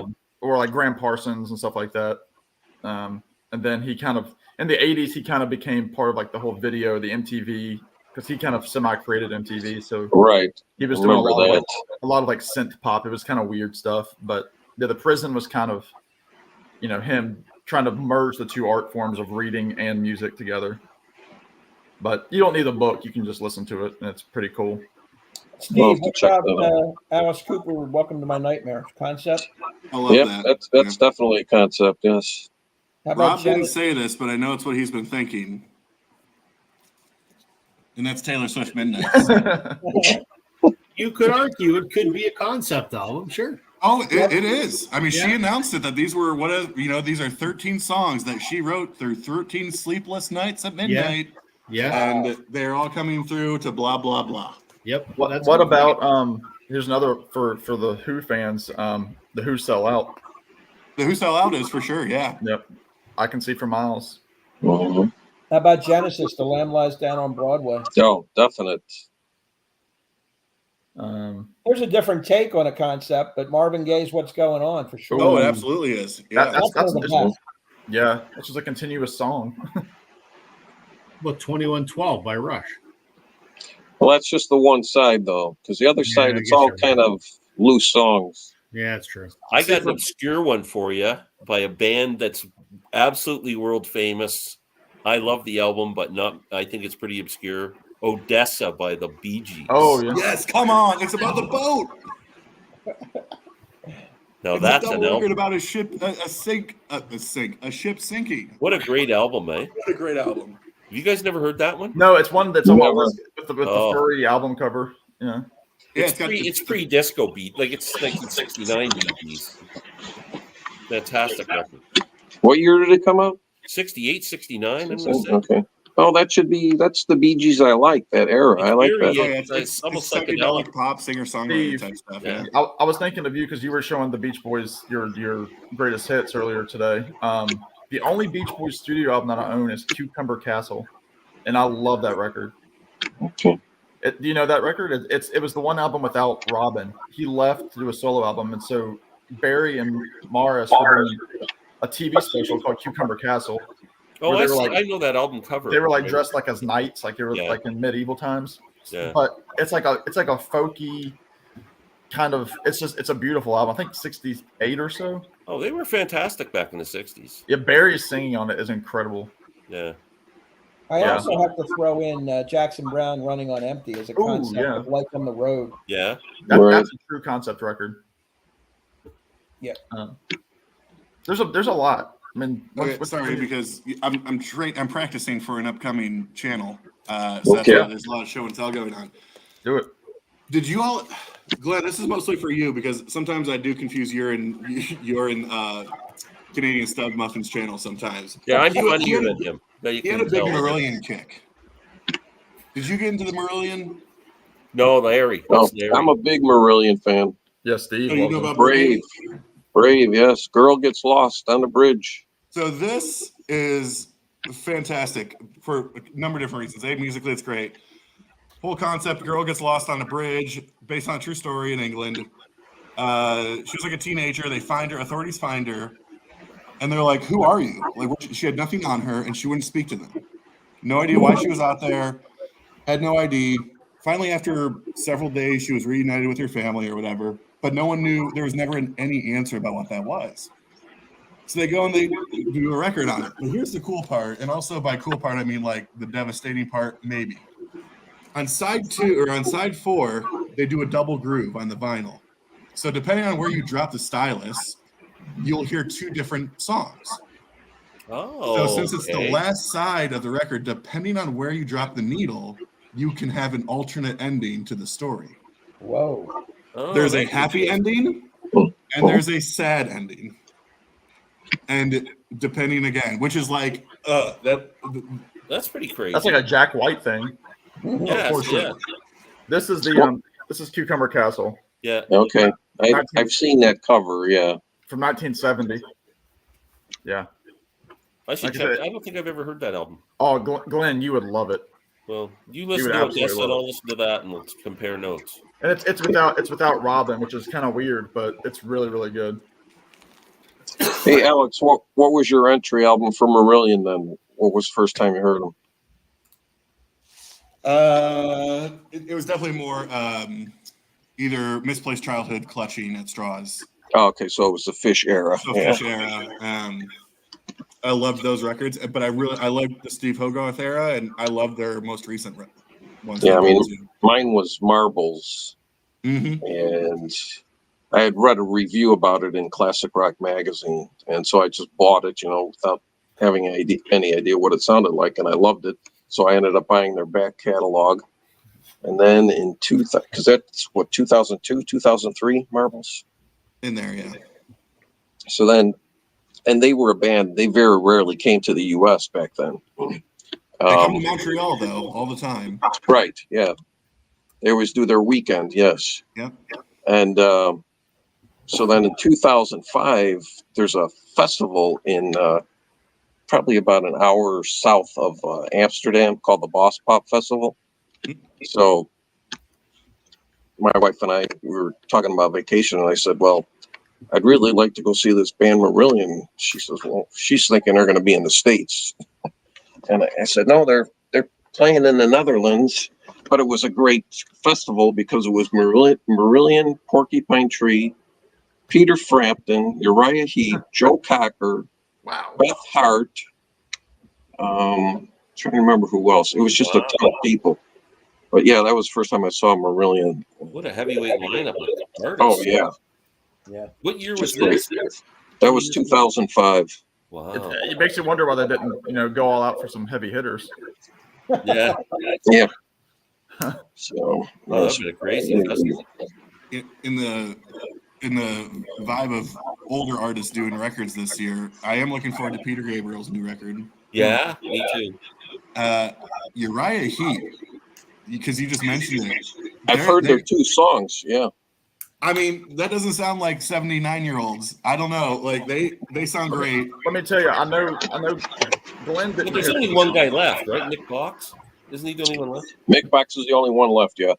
Did anybody else besides Glenn listen to the new Ian Hunter song? Yes. It's With Mike excellent. I Campbell. heard it. Yeah. Yes. He's 83, which blows Yes, my he mind. is. That song And he's rocks, basically man. deaf at this point, isn't he? Is he? He Doesn't is. have, Yeah. like, the 10 to Tinnitus? He's got real bad tinnitus. He canceled his last tour like in 2019 because of tinnitus. My Yeah. dad has it pretty bad. I think it's a really good song, but it sounds like who's ever produced this, every new Ringo song produced that song. It's got that same sound to it. It's all polished. It's produced, yeah. And there's no rawness to it at all, like there would have been with Ian Hunter and his I also solo saw album, that, Month of Hoople. Isn't that the I one will- with Mike Campbell on guitar? Isn't that the Mike same Campbell's song? on it. I Yeah, think it it's just good, sounds man. too, Yeah. it's too smooth. Because he was I on the will- last Dirty Knobs album, too. I will argue that Ian Hunter is just as good or better lyricist than Bob Dylan. Well, I would argue he's a good lyricist. I'm staying out of that one. Oh, Yeah. oh. I'm not arguing Sam, with the I don't know naked if you guy know with his Bob music Dylan. well There's no enough. freaking way. My reputation. I don't, is but ruined. Yeah. I can tell you where I'd stand. But I don't know if I would go that far, Steve. But I think Ian Hunter is probably one of the most underappreciated Oh, by far. Yes. icons, rock stars. I don't, he deserves to be up there with the Pete Townsends of the world. Like I think he belongs in that category to me. Yeah. Have you guys ever heard his song Michael Picasso? Mm-mm. No, think Okay, so. he wrote it about Mick Ronson because him and Mick Ronson were real good friends. Yeah. And Mick Ronson was dying of cancer, and Yeah. that's what he wrote the song about. It is the most beautiful song I've ever heard. I mean, anytime I've seen Ian Hunter live and he plays that, I mean, and I'm not the only guy in the audience who's tearing up listening to that song. I mean, it's that kind of song. I got to hear that. I'm writing that one down. I have to hear it too. Yeah. They did a Mick Ronson tribute concert in Britain. I've never seen anything come out about it, or if they never released it on an album. They never put a video out of it, or all these guys all play. Everybody showed up but Bowie, I think. Yes, Bowie was a no-show Yeah. because I just finished reading. Ian Hunter had a 2-volume autobiography, and I just finished the second one a couple weeks ago, and David Bowie did not show up for that. Yeah. No, I don't know what year was that concert. Probably like 96, 98, maybe. I only saw Mick Ronson once. Well, I saw him 2 nights in a row, but you know when I would have saw him with? Ian Hunter. No, You saw him with Bowie? Bob Dylan. With Bob Dylan on the Rolling Thunder tour? Yeah. Wow. Okay. Mick Ronson went up to Bob Dylan and said, "I will tell you that Ian Hunter's a better lyricist than you are." Yeah. And I know Some guy in an Chicago old told me- naked guy who swears by it. It's like watching Brian Wilson in front of us. Yeah. You know, Hey, guys, I'm going to give this about 4 minutes. I'm going to go to bed. So Yeah. I'm going to call it a night pretty quick here. We got about 5 minutes. All right. Anybody's got anything? Oh, they there's wanna Gary. add, or- There's Gary. What's Gary saying? He's- Let's see his comments. Yeah, this is my push for 500 subscribers. You'll Yeah, get he there. started with 600. very, very good, Glenn. That's awesome. Yeah, Gary, you've been missing some treats here. Yeah. Oh my lord! Friday Gary, night you missed party a at good Glenn's night, man. basement. Love it. Yeah. Mhm. Gary, if you go back and watch it from the start when Steve came on, you might catch a nipple. And it's not just Steve's. No. Well, John, you know what happens when I turn my back? You just start a live chat and they all jump over. Yeah, we'll be up at 2 a.m, watching John eat Chipotle. Hey, Alex, do you know what the name of your channel is going to be? Well, that's a great question. I need it to be something other than just my name. Okay, we need to come up with a name for Alex's Shoot. channel. But Rich, what I'm think thinking of of, I don't think this is taken, but what I'm kind of thinking of, it sounds basic, but it kind of marries my two passions in this world, and that's beer and vinyl. So I'm thinking beer and vinyl. And on Okay. these videos, we crack open a cold one, we talk about records, but I'm also open to anything else. All right. If you were a blues guy, you could go Brews and Blues, but you don't seem to be a blues guy. I'm totally serious. When I first logged on here, I thought Steve looked like my brother-in-law. Why? Have you seen your brother-in-law naked? Like, did they... Don't answer that question. That's funny. No, I like it. I like it. I have some extra shirts he can borrow. Yeah, we all do. Yeah. Oh, my Alex Lord. Mindcrime. There you go. That's a good one. Alex Mindcrime. That's hilarious. Oh my God. Jeez. Wow. Well, let us know, Alex, when you Yeah. comments under one of our videos. Yeah, or comment on our something. videos when the channel's up. Mhm. Or if you need some assistance or help, just you can Oh, I will. look one of us up on Instagram. You like Sam and I and Rob, or I know are on Instagram. I think Steve. I will say I did I dedicate don't- most of my Instagram. It's not a YouTube channel, but I did dedicate most of my Instagram to sort of like now spinning type stuff. Cool. So, yeah. No, Yeah. I do not do any social media. I don't do Facebook, yeah, that's Instagram, anything. Not even for Go my to Sam business. and I do I? and He'll message take us it down with privately. those kind of pictures. Yeah, they would ban him immediately. That's for OnlyFans. Yeah, Yeah. you should be on like TikTok or something with it. No. You got to blur the nipples on Instagram. Well, I'm trying to keep it at Yeah. After the midnight, level the where camera can drop. we don't have to censor this. Right. Yeah. Do we want to go around talk about what we're doing? Yeah, let's do that. All right. Okay, Rich, go first. Thanks, Glenn. I am doing a CD exchange every Friday. Glenn Kellaway, Larry Graves, Brian Massey's at Main Entertainment, and Randall Nelson, the 5 of us swap CDs, something we haven't heard. Come back the next week and talk about it. New stuff. So check that out. Also, Sam and Glenn and 3 others are doing the Rock and Roll Hall of Fame, which really hasn't taken off the way we'd like to. We started our own authentic Rock and Roll Hall of Fame, where we're going year by year from the beginning of the rock era and inducting who we think should be in. I like doing it, but it really hasn't captured any imagination of the public yet. I might pull the plug on it if it keeps going down the tube soon. So, and also I want to plug a live stream I'm doing with Adam from What the Gym. His 20th birthday is this Thursday, and I told him I'd do a live stream, and some of his buddies can come over and wish him a happy birthday. So look for that. Cool. 11 a.m. on Thursday. Oh, Awesome. Hey, Rich, before you pull the plug on that, you might want to try taking your top off. I'm going to give it one shot. Here you go. Ready? Yeah. We'll see. Steve, tell us about your channel that's resurrected. All right. If you want to see me with more clothes on, normally the opening shot of every video that I do, I feature a different t-shirt that relates to the theme of that video. very cool. So there you go. Wow. So if you want to talk about the Beatles' White Album, you can just wear a white T-shirt. That'd be pretty cool. Or just Yeah, except I don't think I have a white t-shirt.